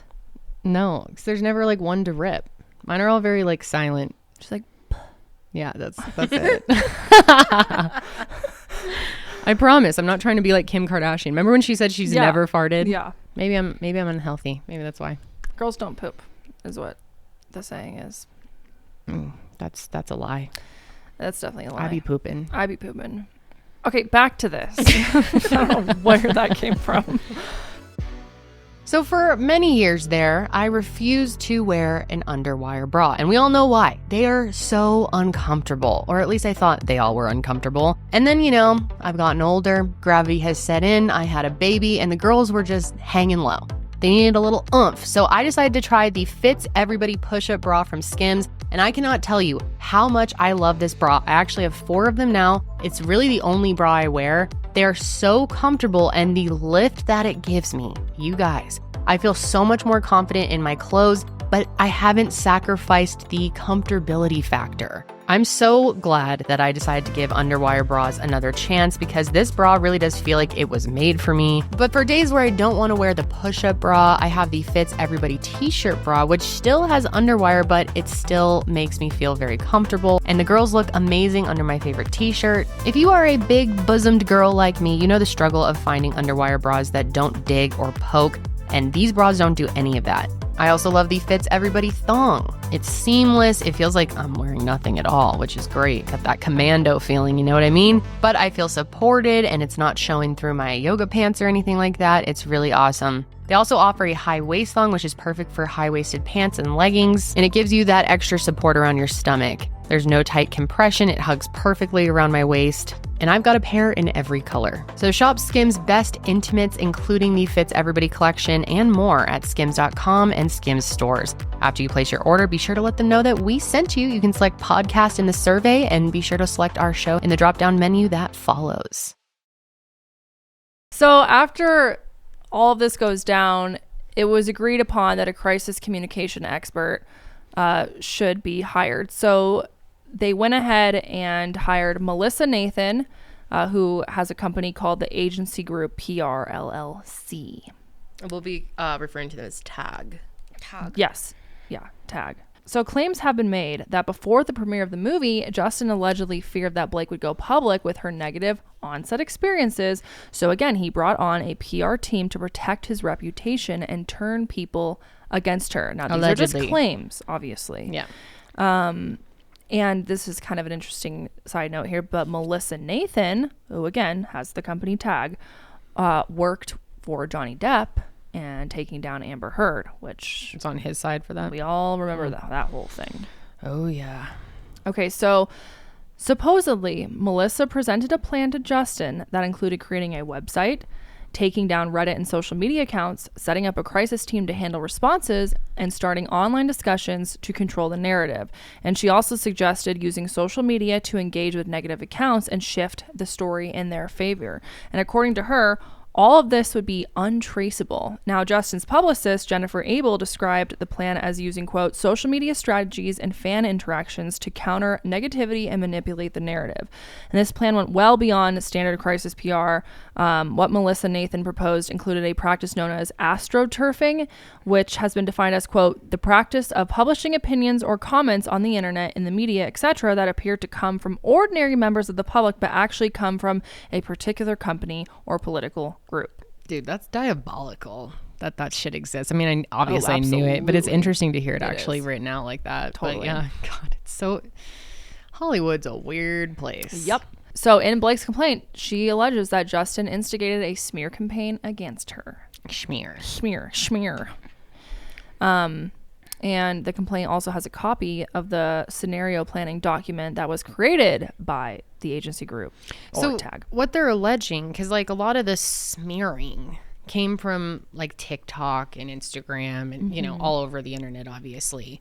And I thought it was coming from regular people. I mean, a lot of the TikToks were videos of others. A lot of them came from accounts that I follow and like, you know, I'd seen all of that. So are they alleging that they're like paying people to do that, or are the comments that are being spread like bots? Well, his team will address that specifically Yeah. later on. A lot of the TikToks, like we made even our own compilation, were just like music in her at the premiere, like in her, like it's saying maybe like a few sentences and then like showing the flowers and just like really focusing hard. It wasn't On like that, it like- wasn't like a real person. It was like a slideshow or something. Right, Yeah. right. So I could see But how a that's lot of easy it, to do. a lot of it came. So maybe they're arguing that it started from those types of things, and then other people took it and ran with it. But it's a lot of it was video evidence, like the interview that she did. You know, we don't need to go into all of that again today. But from our first episode, that interview she did, where she was very, very rude Kristen. to that reporter. Was that her name, Kristen? But that was like a random interview that randomly like popped up from 2016. Again, that hasn't been confirmed, but there was a lot of like, and I'm not saying I'm on her side, but there was a lot of clips, specific clips of Blake from interviews in compilations. I think they just started there, and then people ran with it. But I mean, also a lot of it came from interviews for her about the movie, making it this lighthearted thing, and it was like very off-putting. Some of those like interview clips were taken out of context. So like there was the one where specifically she would like they had asked her if fan were to approach you, how would you respond? And she was like, well, I'm going to give you my address. I'm going to give you my phone number. So after that, like, that did look bad. Send you my location. Yeah, that did look bad if you just listen to that. Right. Yes. But after that, you can kind of tell that she's like she's being sarcastic in a way. She then goes and she gives a real answer. So it's just kind of like, and they're contractually like under like Sony's distribute, like for the marketing, like the interviews, they literally wrote out like a script of how we want this to be. We want it to be lighthearted. We don't want it to be about trauma. Like that's not the way they wanted the video or movie to be marketed. And so at the end of the day, and that goes back to the strange to Sony. Film. Yeah. And that's funny because Justin is the one that was like promoting it as a domestic violence movie and like sharing statistics and like sharing links, which is great. Like, but that's like with the smear campaign, because it's making her look like she just doesn't care, and he cares, but in reality, there's like in writing. I can see some of that, but there were definitely interviews where, I mean, the whole like grab your girlfriends and the flowers thing, and that was strange. And I mean, when we talked about it, we did give her some grace with the whole, what do you want me to do? Share my location with them? Like it was not a good way to answer that question, but at the same time, I think it was an inappropriate question to ask someone. I agree. How can a random person come and she's not a therapist, she's an actor, she's not qualified to give people advice or to have conversations. It's not what she signed up for. Although I feel like she could have crafted a better response to that. But it's interesting how you never really get the full picture. I mean, I was truly, this really was a smear campaign to make her look bad, I believed it, because I was like, dang, why does she, all these videos and all these clips keep popping up, and why is she doing this to herself?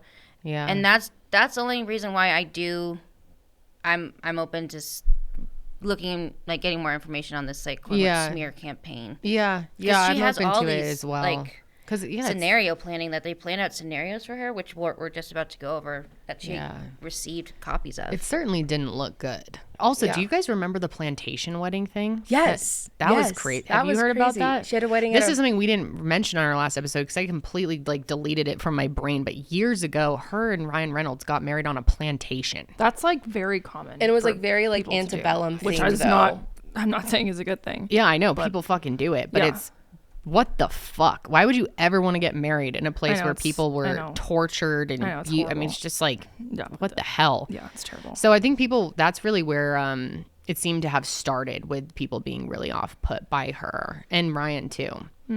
Interesting.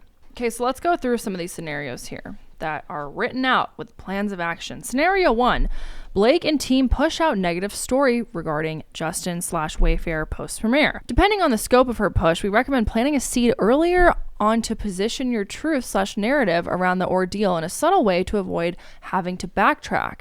An idea for this, and working alongside Jen, is giving a friendly reporter who was covering the film a simple line hinting that while you and Blake didn't always agree at times and had our differences, you have respect for her. This way, if Blake Lively's stories are softer, we don't look so aggressive. If it's a hit piece, then we've teed up reporters properly that there were issues with her.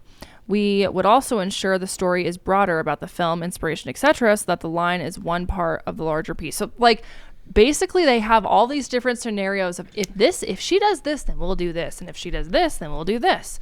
There's a scenario too that talks about how if Blake subtly hints at her experience in post-premiere coverage, either in an interview, op-ed, or otherwise, our prediction is that Blake Lively addresses her quote-unquote experience on set in upcoming press, and she will not name you directly, but rather pepper in Easter eggs alluding to your involvement, being mindful not to completely jeopardize her potential involvement with the film's sequel. See?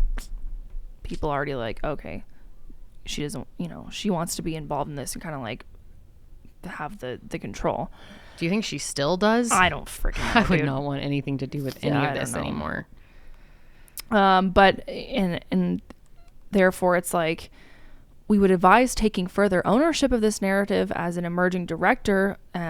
Lessons learned managing different egos, being the subject to an imbalance of power and or navigating Hollywood, remaining dedicated throughout more challenging processes to protect the crew and production members, etc. Scenario 3 here. Ryan comes forward in defense of his wife. Should Ryan come forward in defense of his wife, we would advise against any direct engagement statement, etc. So basically, don't feed into it. Don't mess with him. Don't mess with him. Leighton Meester. That's what I was thinking of from Gossip Girl. Sorry. Leighton. I was calling her Leah. Leighton. Oh, okay. Leighton. Yeah. It says our team would also suggest placing proactive interviews for Justin around the movie's debut to speak to his experiences directing, what it's like to produce, direct, and star in a movie, the difference between being in charge and being one of the cast, lessons learned from his experience as a director on this film and others, and what's to come in the IEWU universe. And then this last little bullet here says, as part of this, our team can also explore planting stories about the weaponization of feminism and how people in Blake Lively's circle, like Taylor Swift, have been accused of utilizing these tactics to, quote, bully into getting what they want. I mean, it's not funny, but it's just all these are so extreme. Yeah. Yeah. That's pretty wild. Someone else, one of my friends was like, I was talking to this with her, and she's like, if Blake Lively is this evil human, why is she besties with Taylor? Because isn't Taylor like a pretty solid human according to everyone on the planet? I know people in the comments there's a lot are of people who hate her too, but I mean, from what I know about her, I haven't never heard anything like that's what I'm saying. Like I feel like she actually is one of the decent ones out there. Yeah. You know, just from at and least. she has besties with her, but I mean, we don't know. We don't fucking know any of these people. Yeah. Taylor could be a horrible person, but from what Careful. I know, people don't. I'm saying could. Okay, I like Taylor Swift. Not quite a Swiftie. But I'm not even a fan, but Oh, we know. I will admit, like, I think she's done a lot of great things. It's, you know, it seems, yeah. so, She whatever. treats her crews great. Yeah, and, totally. She gives them gave a huge huge bonus. bonuses. Yeah, She's a modern day Dolly Parton. Oh, Modern day Dolly. I love Dolly. Well, just love because Dolly. Dolly like treats her employees really, yeah, really well. but I loved her true. documentary. I've been a fan of Taylor since I was like 12.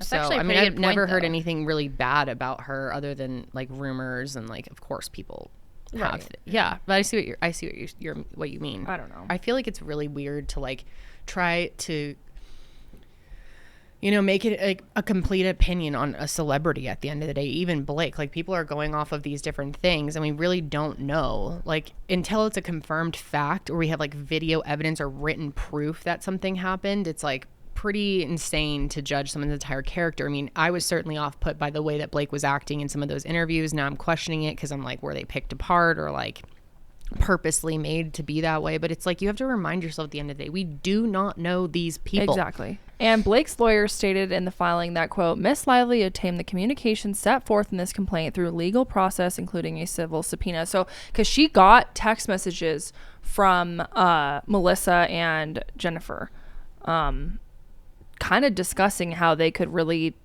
tank Blake. I mean, literally one of them says, you know, we can bury anyone. God, that's crazy. And we'll put these up on screen. I'm not going to like read them all, but yeah, I mean, they got them all from subpoenaing, civil subpoena. So as we've discussed many times, there was a lot of criticism against Blake for how the movie was promoted.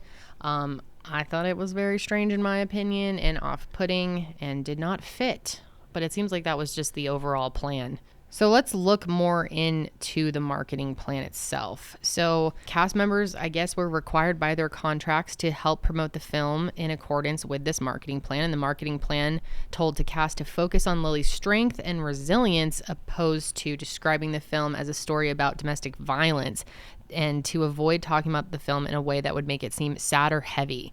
It's a story of hope. That is fucked, because now we've all seen it. Right. It is not that at all. I feel like the last 20 minutes are about that. Okay, I shouldn't say at all.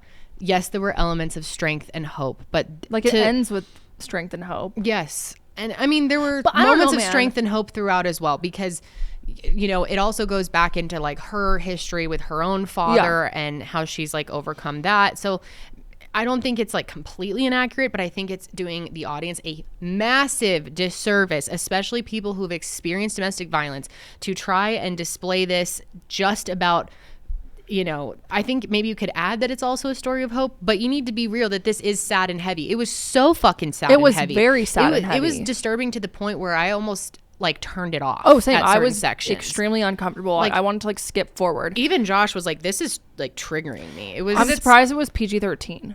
Yeah. It was PG-13. Yeah, it's PG-13. Dude, that is. Well, I mean, I guess it had to have met the requirements for that, but.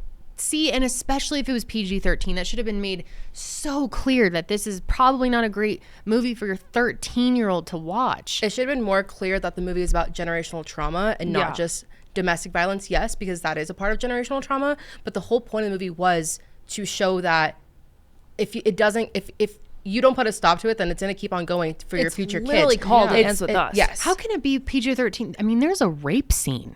But can you see any body There was parts? no There's like no body parts, nudity. yeah. No, it wasn't like graphic, but it's still like I was highly surprised. disturbing. I'm surprised that it was not R when I saw The it. rules, though, it's like messed up with movies the way they're. And I still I do not get the make it all about flowers and pink and floral and flashy outfits. Well, something that So far from the reality of this film. It's heavy as fuck. something that contradicts this whole thing too with Blake, and I know that there's like a contract for them, but I wonder if it was part of the contract for her to promote her Betty Booze or whatever, which is her alcohol brand. The alcohol brand. Because yeah. I think I brought this up last time.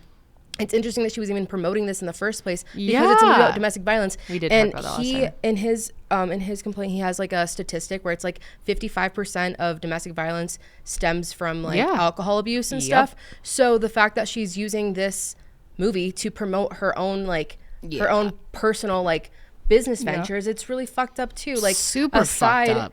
Aside from, and so maybe that's why Justin kind of like took it, quote unquote, took it back and like was trying to promote all these statistics about domestic violence and like put out these resources is because she was going the complete opposite way. Yeah. Because that wasn't in the contract where, you know what I mean, where they were talking, like that wasn't a scenario, you know what I mean? Yeah. And like, I mean, now that we understand that the marketing plan was to do that, and this is what the cast was told to do contractually, you like can't even put the full blame on her. But when you watch those initial interviews and you see the way that he was promoting it versus her, it was wild. It was like they were talking about two different movies. Yeah. But and the thing is like he did that on purpose. That allegedly. Right. Yeah. Allegedly, he did that. So he would have done it essentially to make himself look like a better person, Right, because she's like using it because she's following the contract There's said. a text. It's between Leslie and a reporter, which is Leslie is her publicist, says that she was doing what was told in the contract. But then the other person comes back and says, well, she was kind of promoting it in a Barbie-esque way. Yeah, that's definitely, who really knows?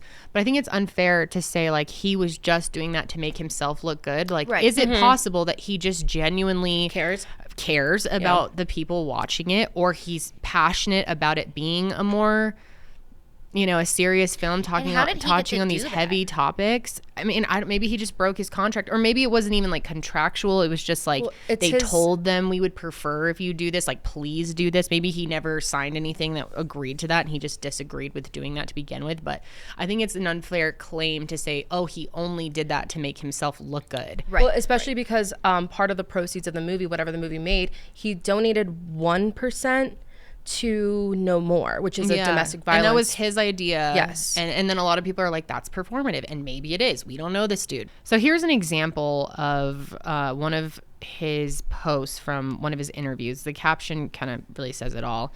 It says, it's easy to ask, especially as men, why do women stay? But the real question we need to ask is, why do men harm?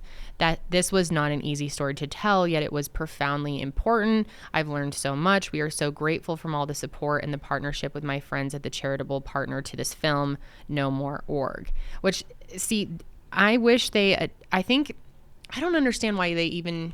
I mean, I guess I understand why they tried to make that marketing attempt to make it this lighthearted, flowery thing. Maybe they thought they're going to bring in more people that way. But personally, I think I would be more interested in seeing a film myself with a caption like this, a statement like this, that is actually addressing what it is. That would make me more interested in being like, oh yeah, it's a flowery whatever, grab your girlfriends. You know what I mean? Yeah. It's like odd marketing strategy to me, and I don't know. Again, I don't know him. Maybe he's a piece of shit, but I liked his approach to the promotion and to making it. Because what if he didn't do that at all and people truly had no idea, especially if you didn't read the book? And you go into this not knowing what you're headed into. Can you imagine thinking like, oh yeah, grab your girlfriends? Yeah. Dude, like this shit was fucking intense. Yeah, okay? I agree. Especially if you've been through this.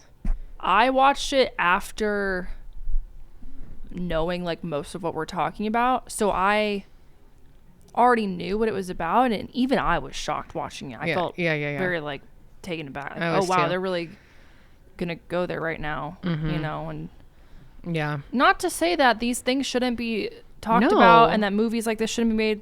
I think that it's very important to shed light on these topics. Completely agree. However, I just think that the marketing of it is strange. Give people a fair chance to know what they're getting into, dude. Especially like...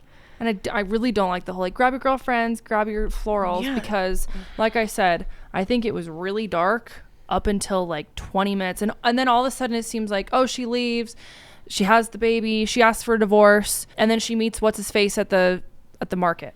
So Blake and Justin filed their lawsuits on December 31st, 2024. Here are their quotes from that. Blake said, "I hope that my legal action helps pull back the curtain on these sinister, retaliatory tactics to harm people who speak up about misconduct and helps protect others who may be targeted," which I think is a valid thing to say. Many people do experience that, especially women, when they try to speak out and then, you know, are painted to be a certain way. And I'm not saying that's the case in Blake, but I agree with that statement in a general sense. And then here's a statement from Baldoni's attorney, Brian Friedman. "It is shameful that Miss Lively and her representatives would make such serious and categorically false accusations against Mr. Baldoni, Wayfarer Studios, and its representatives. These claims are completely false, outrageous, and intentionally salacious with an intent to publicly hurt and rehash a narrative in the media."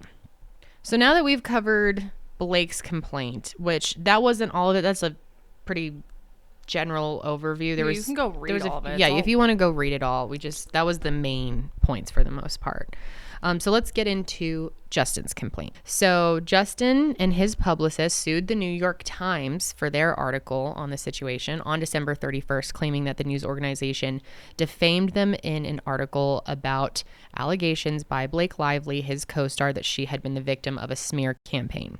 The lawsuit seeks $250 million in damages and accuses the Times of uncritically accepting a self-serving narrative. Now, wherever this lawsuit goes, it'll be interesting to see how it plays out, because New York Times and all publications get sued left and right. It happens constantly, and they did pull a lot of their information from the actual court documents and the text messages, which he says are they were edited, doctored, whatever. We'll go through that, but that I don't know if he'll have luck with that. I mean, I'm not a legal representative. I'd be curious to hear someone who actually knows. Or I'm not a legal expert. I'm not a fucking lawyer, people. But just in my opinion and from like what I know from covering past things, it's very hard to, you know, obviously they have freedom of speech and it's not like things were made up.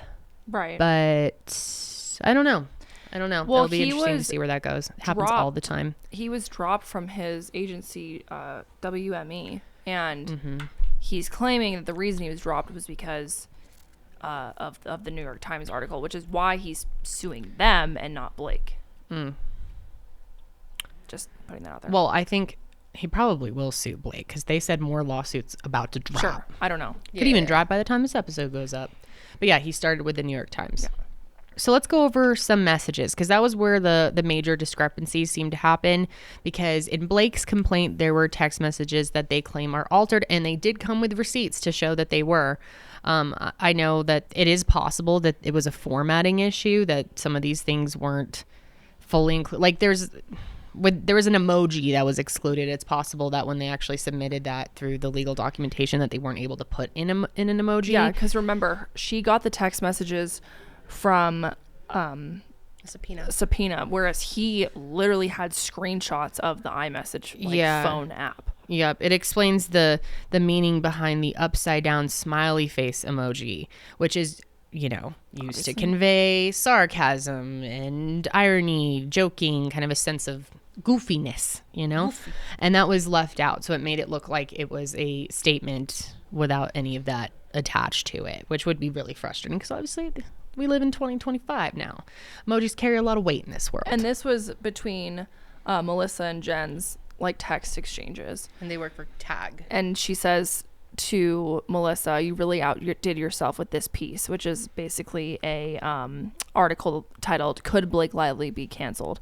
And that's why there was the upside down emoji. So people are like, was she being serious? Was she being sarcastic? Was she digging at her? It's kind of hard to tell just by an emoji. Well, and it's like also that emoji can also be like a this is annoying, right? Or like eye roll, almost right. Ridiculous, or like.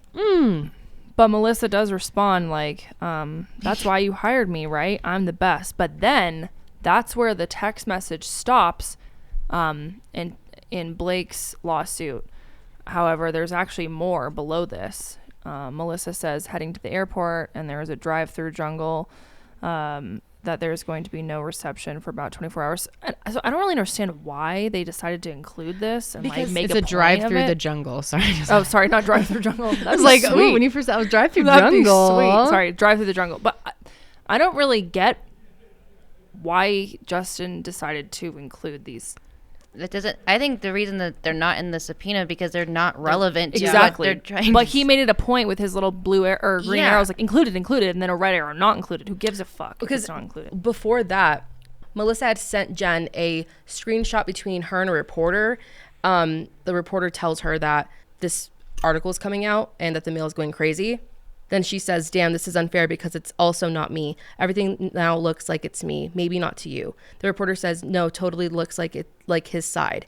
Basically, they're conveying that Blake's side is making it seem like she just sent the article, and then Jen says, "Wow, you outdid yourself with this piece," making it seem like she's the one that put the information out there. Yeah. But Jen shared the screenshot before that from the reporter saying, "Hey, like this is coming out," and everyone thinks it's everyone thinks it's you. Yeah. I mean, I will say it is shady to be doctoring these messages and trying to like put the narrative that you want, and it is also kind of just stupid because obviously it can be easily disproven and the full story can be exposed.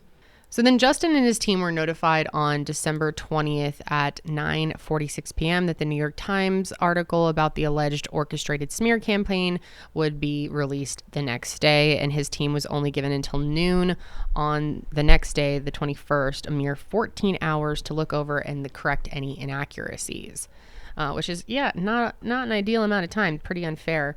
But the lawsuit thoroughly rebutted Blake's claims, offering a different perspective.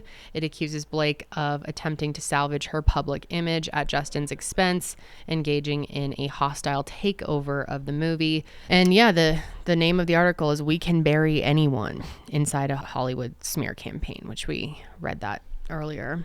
But moving on, Justin and his team promptly denied Blake's accusations and criticized the New York Times for relying on a cherry-picked and altered text, missing context, and deliberately spliced to mislead the reader, which is very unfair. Yep. The complaint says, despite the claim to have reviewed these along with other documents, the Times relied almost entirely on Lively's unverified and self-serving narrative, lifting it nearly verbatim while disregarding the abundance of evidence that contradicted her claims and exposed her true motives. But the Times did not care.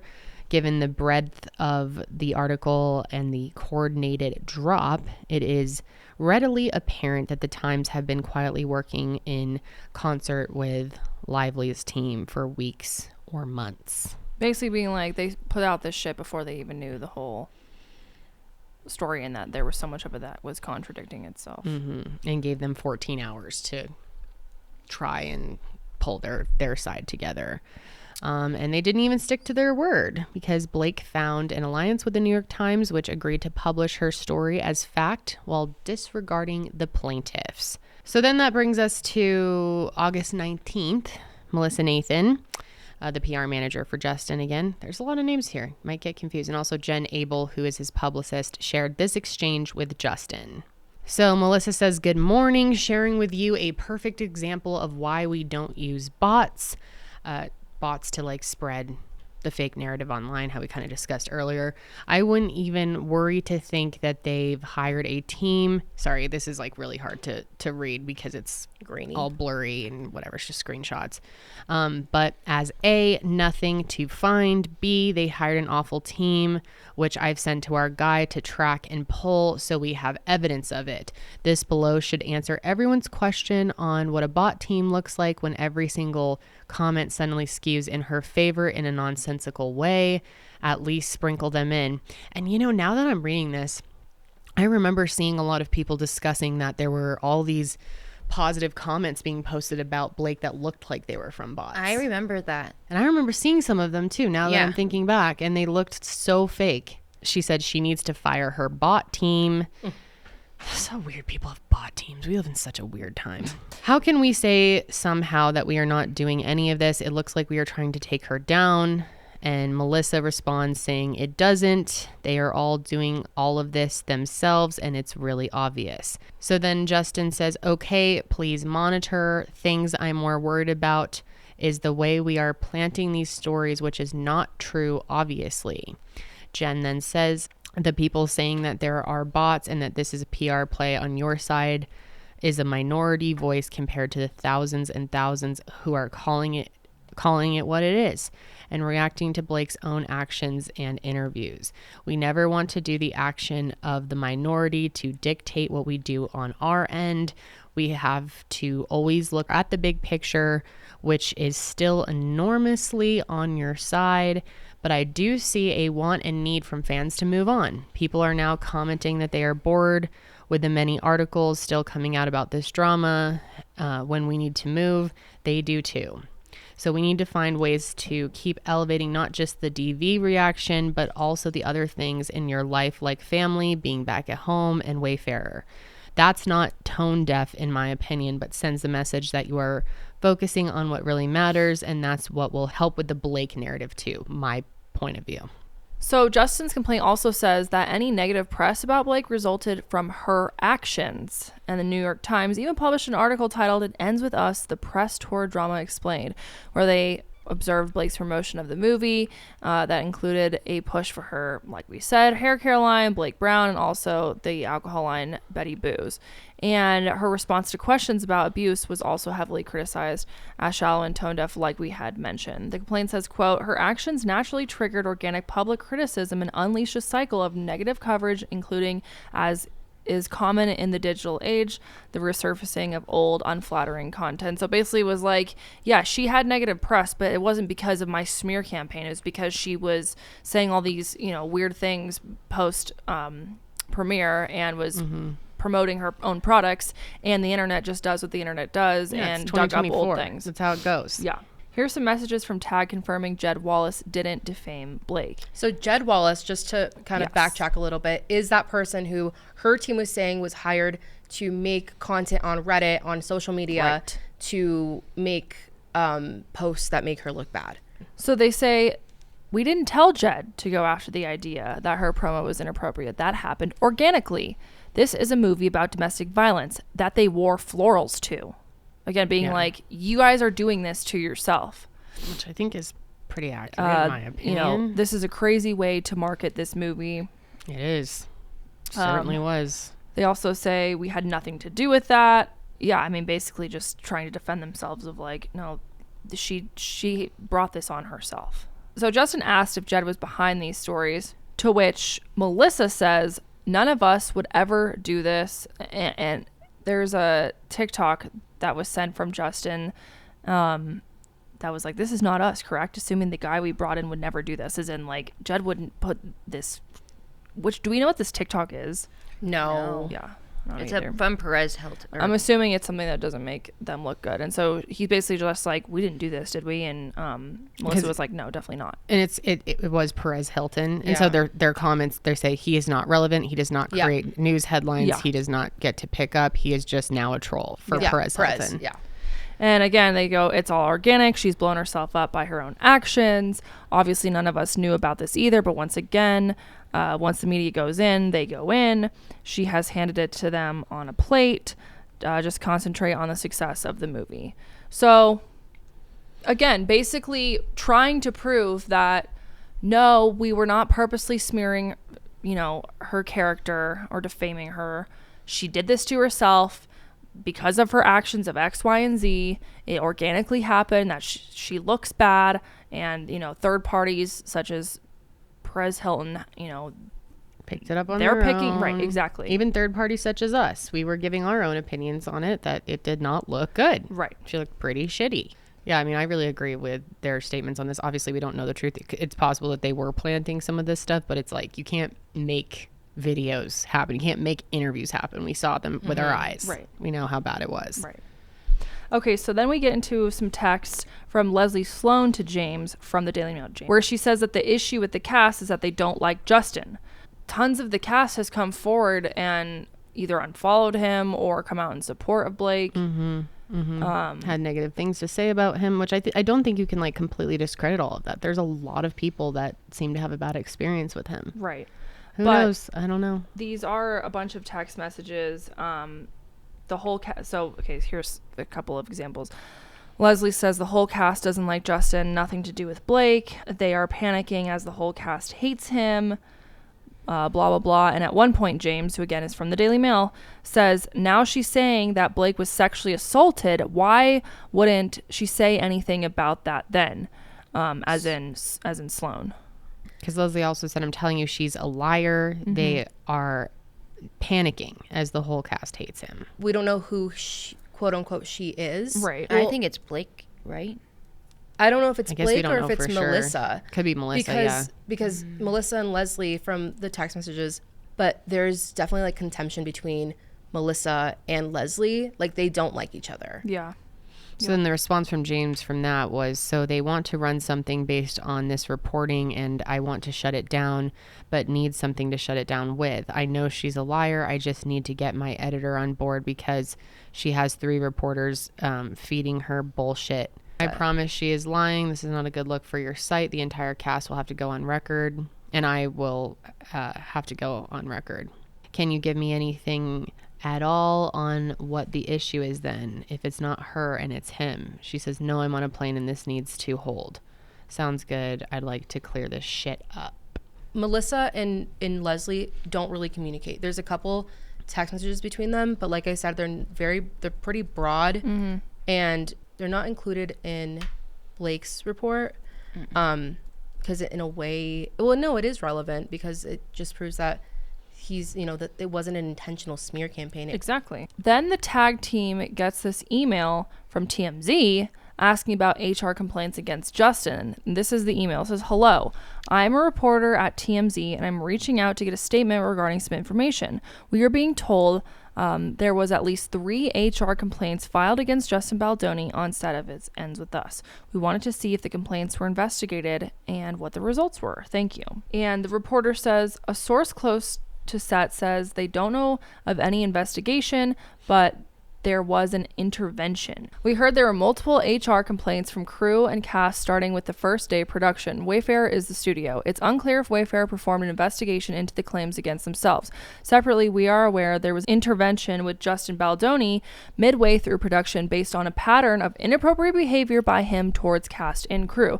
And then off record, the only complaint, which not confirmed if it was an official HR complaint, was a guy up for a gig on the crew complained the younger guy who got it did so because of ageism. So basically saying that the only complaint was having to do with ageism. And then the reporter's like, okay, thanks.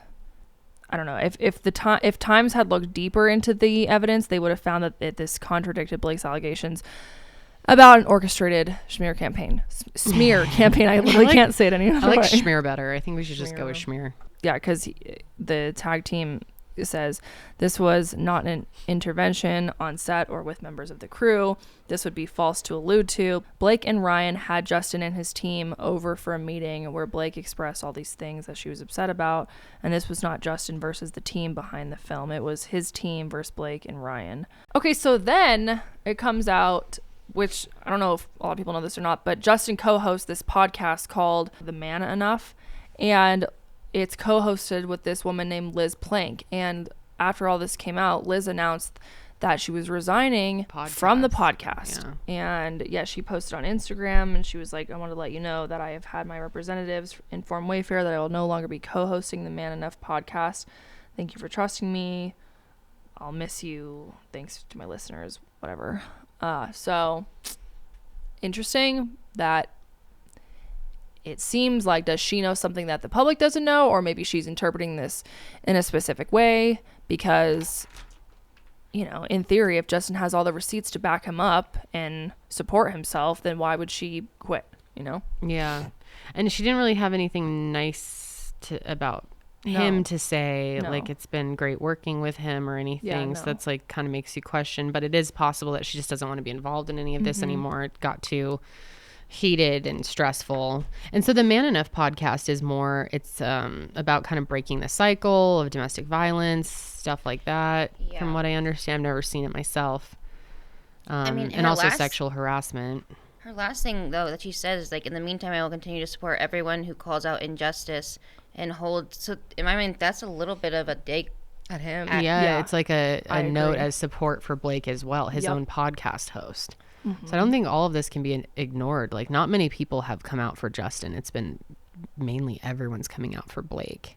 Now, this next part I already kind of mentioned earlier, about the like pumping in the trailer, but basically she claimed that he like repeatedly came into her trailer uninvited when she was undressed and breastfeeding or pumping. However, he went ahead and put out these text messages between the two that basically, I mean, yeah, this does not look good on Blake's part, at least these texts. So Blake at one point texts him saying, and she's the one that seemingly started this convo, I'm just pumping in my trailer if you want to work out our lines. And he says, copy, eating with crew, and we'll head that way. And then she says, take your time. I mean, that's basically saying like, well, she invited me to this trailer, saying that it was okay. And then, which I guess like you could say maybe she wanted to be done pumping by the time he got there, or he just barged in. But you could always tell him like, hey, can you, I'm not ready yet. Yeah, I Give me don't know. a sec. I don't know. It's just so hard when we weren't there for any of this. It's also alleged that Justin described Blake's character's wardrobe as sexy, and the complaint says that it's exaggerating and misleading. However, Justin has receipts here that show that she insisted that the character's clothes be much sexier. She literally says, we'll show you both ways, but beanie's much sexier. It's the look. Feels TV without, especially with a crop top in the snow. It justifies the rest of the skin. And also is a girl I would check out walking down the street because it washes the effort off the rest of the look. So basically like, no, we should definitely go with the beanie. It's much sexier. Like a hat beanie? Yeah. With the rest of the outfit. With the crop top. With the crop top. Clearly she was the one suggesting all of this. Yep.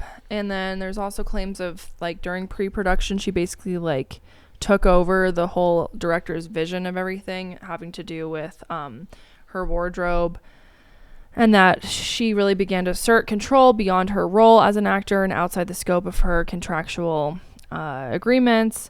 And the costume designer had to reshop her wardrobe, and which caused them to go over budget and also, you know, spend extra time and resources. And at one point, Blake insisted that her character, quote, had money and could afford $5,000 shoes, which had Justin rethinking the entire script. And Blake also refused to participate in wardrobe fittings at the production office, and instead she insisted that the costume department pack up and deliver the wardrobe items to her. Now, I believe that is because she was postpartum and breastfeeding, and that it was easier, she claimed, for them to go to her house versus like her leave her kid while she's feeding to go to the set. Well, yes, that may be true, they're saying that it took away resources and was more costly on budget because they'd have to pack everything up, use the people who are on that team to go to her house, fit everything there, take it all apart. So yes, but I mean, at the end of the day, you did agree to take on this job that, if you have the resources, then, like, get proper childcare. I agree. So, I mean, you can't just be like princess about it and be like, well, I don't want to have the fitting at the studio. Like, even if it is not as convenient, but like, this is your job. You agreed to this. Exactly. Hire an assistant even. Right. So it's makes like everything difficult for everybody else. She's just, like the way that she seems to be portraying herself is very much like, again, like, it's about me, like my way or the highway kind of thing. And I'm sure that would be difficult to work with as like everyone else on the team. You know what I mean? I think the $5,000 shoes thing is pretty strange too. Like, I know Lily Blossom Bloom did pretty well with her flower shop, but still $5,000 shoes. Like, even an owner of a flower shop, like, that's not very common. I mean, just like the average person in general, even if you do well in your business, isn't going to drop $5,000 on a pair of shoes. Like, it's very out of touch. But Ryle was a doctor. Oh, right. So she's right. He's a brain surgeon. Yep. But I don't know. It also just is a little. It seems like she's just trying to like play dress up. You know what I mean? Yeah. Like, she's, she's just like ignoring what everyone else said. Like, there's a vision that they all had, and she's like just like shitting on everyone's vision. And like, the response to her costume design was awful. People hated her costume. Yeah, they did. They did. There was the talk about how, like, the sex scenes were taken too far, and he was doing stuff that didn't need to be done, and they were basically not being handled in a professional manner. However, he dropped these receipts of texts between him and Blake.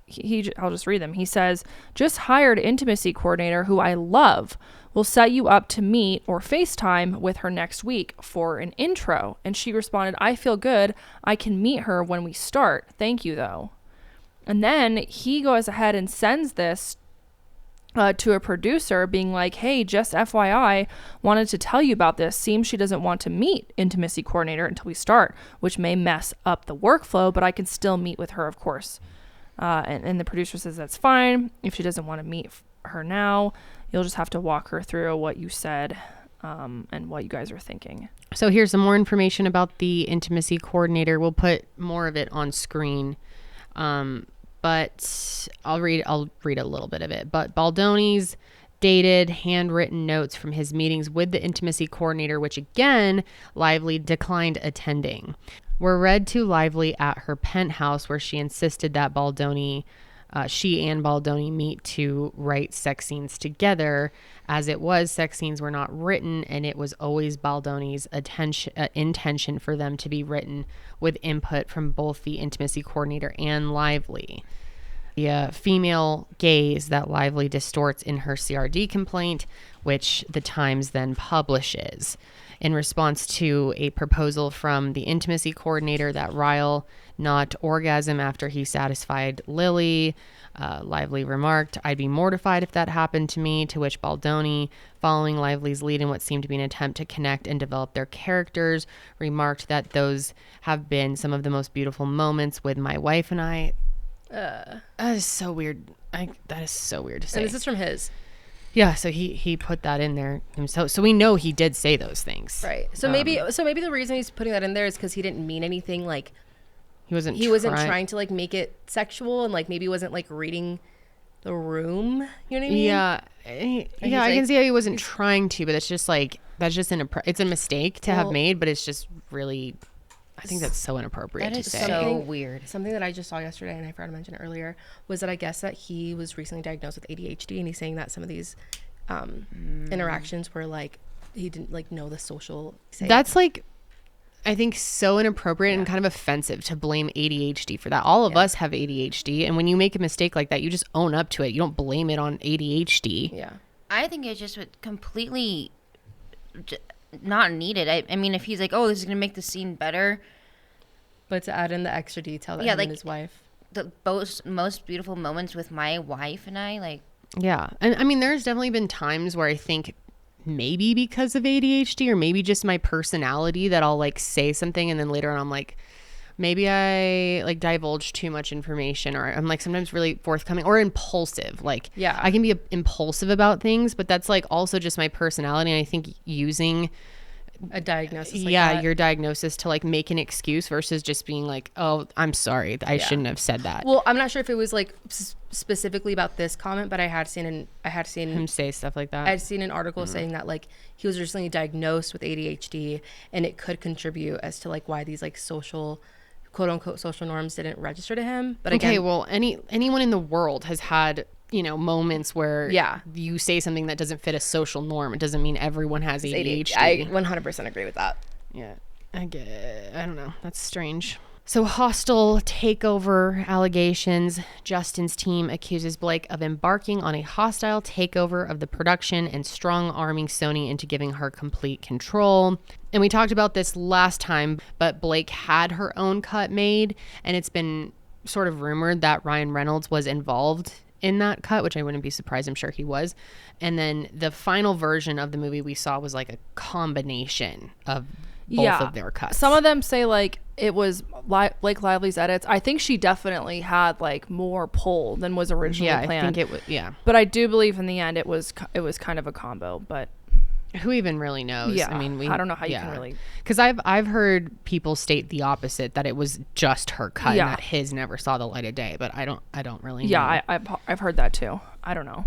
Here's some messages with Justin and the editors that sort of go over some of that. We'll put all of it on screen. You can look it up too if you're just listening, but we're just going to read certain parts of it. Just curious if you guys have peeked at her cut and if anything has changed. Editor 2 says, I have just been told that we are not permitted to look. He goes, haha, wow, when did that happen? Editor 1 says, as per Sony. Editor 2 says this evening through redacted. Not sure what that says. Justin Baldoni says, wow, okay then. So he's clearly pretty pissed about that. The editors and director isn't even allowed to look at an actress's cut. Got it. Well, here we go. We'll keep taking the high road. Then February 25th.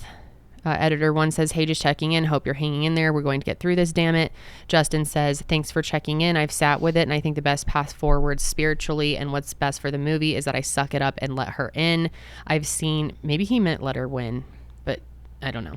I've sent a message requesting that it start on the 18th and we would just let her in until she leaves. Okay, so let her in, yeah. And then her cuts and updates throughout the process. I'll let you guys know what she says. Thanks for being awesome. Dream team. Editor 2 says, we got you. Editor 1 says, I think it sounds like a very good plan on all fronts. And then Justin says later on in the messages, we made a beautiful baby together, as in the movie. The baby may not grow up to be exactly who we thought, but it's still beautiful, and that's what I'm holding on to. Very proud of us. Editor 1, the last I heard was that she was putting back a fair amount of our vision, just not sure what that entailed or to what extent. I guess you'll have to find out. Hang in there. We're all about to catch up when the wounds are not quite as fresh. Sending love to you both. And then at one point, one of them says, I want Blake to feel like she's getting what she wants so we can move on from this need of hers. And then Justin responds, for the record, she's been getting what she wants this entire movie. And he also says, and she's getting to edit, which is what she wants. Let's remember that, LOL. Yeah. And then New York Times actually failed to mention that Blake demanded an unearned producer credit and the coveted PGA mark. And there's this email, we'll put it on screen here, basically talking about how, like, they didn't want to do it, but they're going to do it, essentially. Yeah. I feel like they just wrote at some point, like, let's just, kind of let her win on some fronts. Here's some messages between Jen Abel and Justin about the takeover. Jen says, but nothing we can't get through together. This film will be successful. She has already promoted heavily, so if she backs away now, it looks worse on her. You can just focus on the biggest picture the bigger picture of how this film is going to change the game for you and the studio. Justin responds saying, just find ways to keep me busy when she gets everyone together. Obviously, if the whole cast is making content together, that's her trying to clue people onto there being an issue. Everything she does is calculated yet also manic. And then Jen says, I hear you, and we are already ahead of this with Sony, who has our back here. I feel good about that. And they understand the larger issues if fans start poking holes. That doesn't benefit Sony either. Justin says she doesn't want to be the bad guy, so she'll find a way to say it without saying it. And then Jen says, and that's why we just stay ahead of it.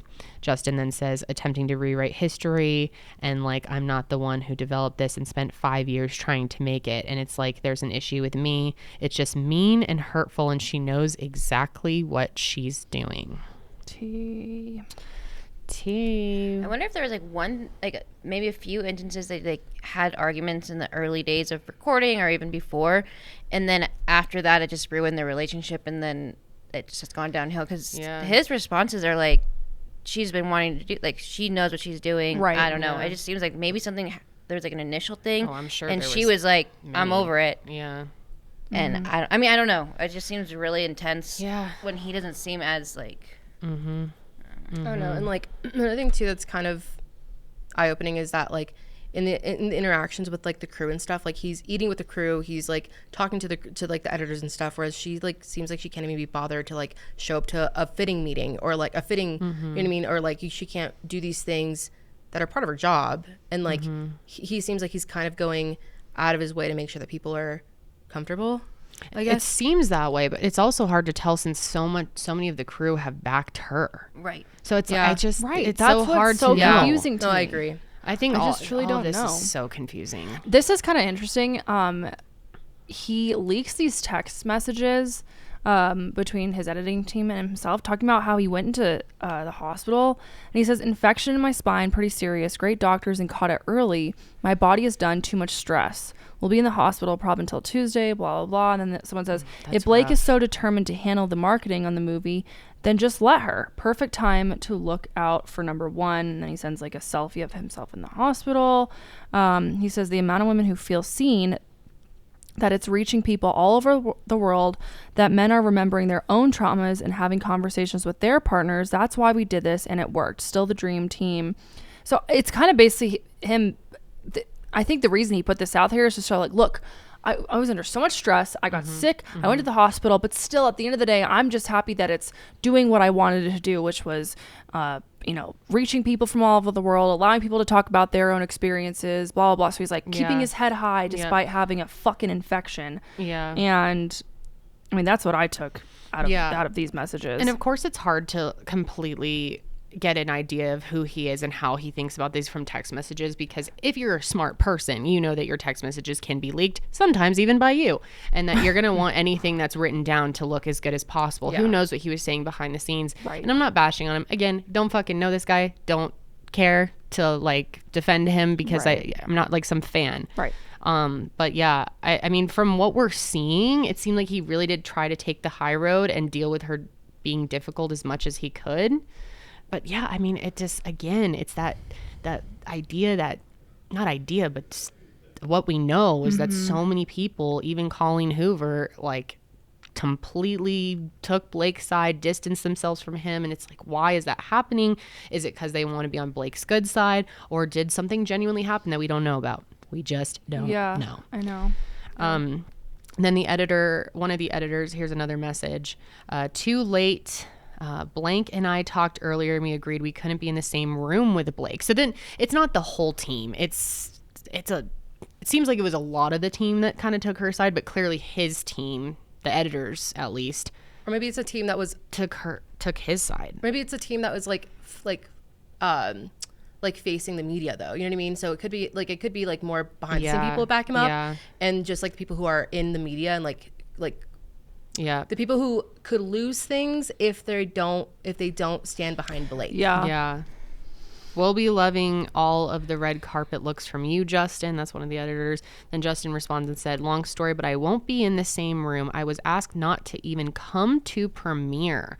I can figure it out. They also had a launch party for the film, or some type of end of the production celebration and after party. He was after party. Okay. So he was asked to not be there, wasn't allowed to be there. So, and his Wayfarer, his company, was paying for it. And then they had to pay for a separate party for him and his team. Like, so things were super, super contentious. Yeah. I mean, It's really hard to say, but it does. Our behavior, I don't know. But some of his behavior, I don't know. I don't know. Who can know, right? We just weren't there. But if you decide, this is from Justin, if you decide to change your mind last minute, let me know and let's figure out together. I'm going to be there. That's just different timing and holding areas and theaters and all the things you can imagine. It's still our film. Editor 2 says, it would be very hard for me to sit and watch the final film for the first time at the premiere. Just cheer for us when our names come up. Sending all love. Seemed like from what they're releasing, at least, that they were all trying to stay really positive and like keep this as good of an experience as they can, like acting pretty professional. The fact that he then says, I haven't seen it either. You haven't seen your premiere of your fucking movie? He never saw the final cut until the premiere. Which is crazy. I know, it really is. God, I would be so frustrated.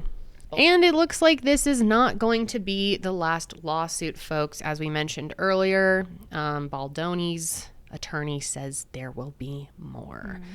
When Blake was hired, Wayfarer and Justin did not anticipate that she would want to take over the project. They call Blake's abuse of sexual harassment allegations to gain control as strategic and manipulative.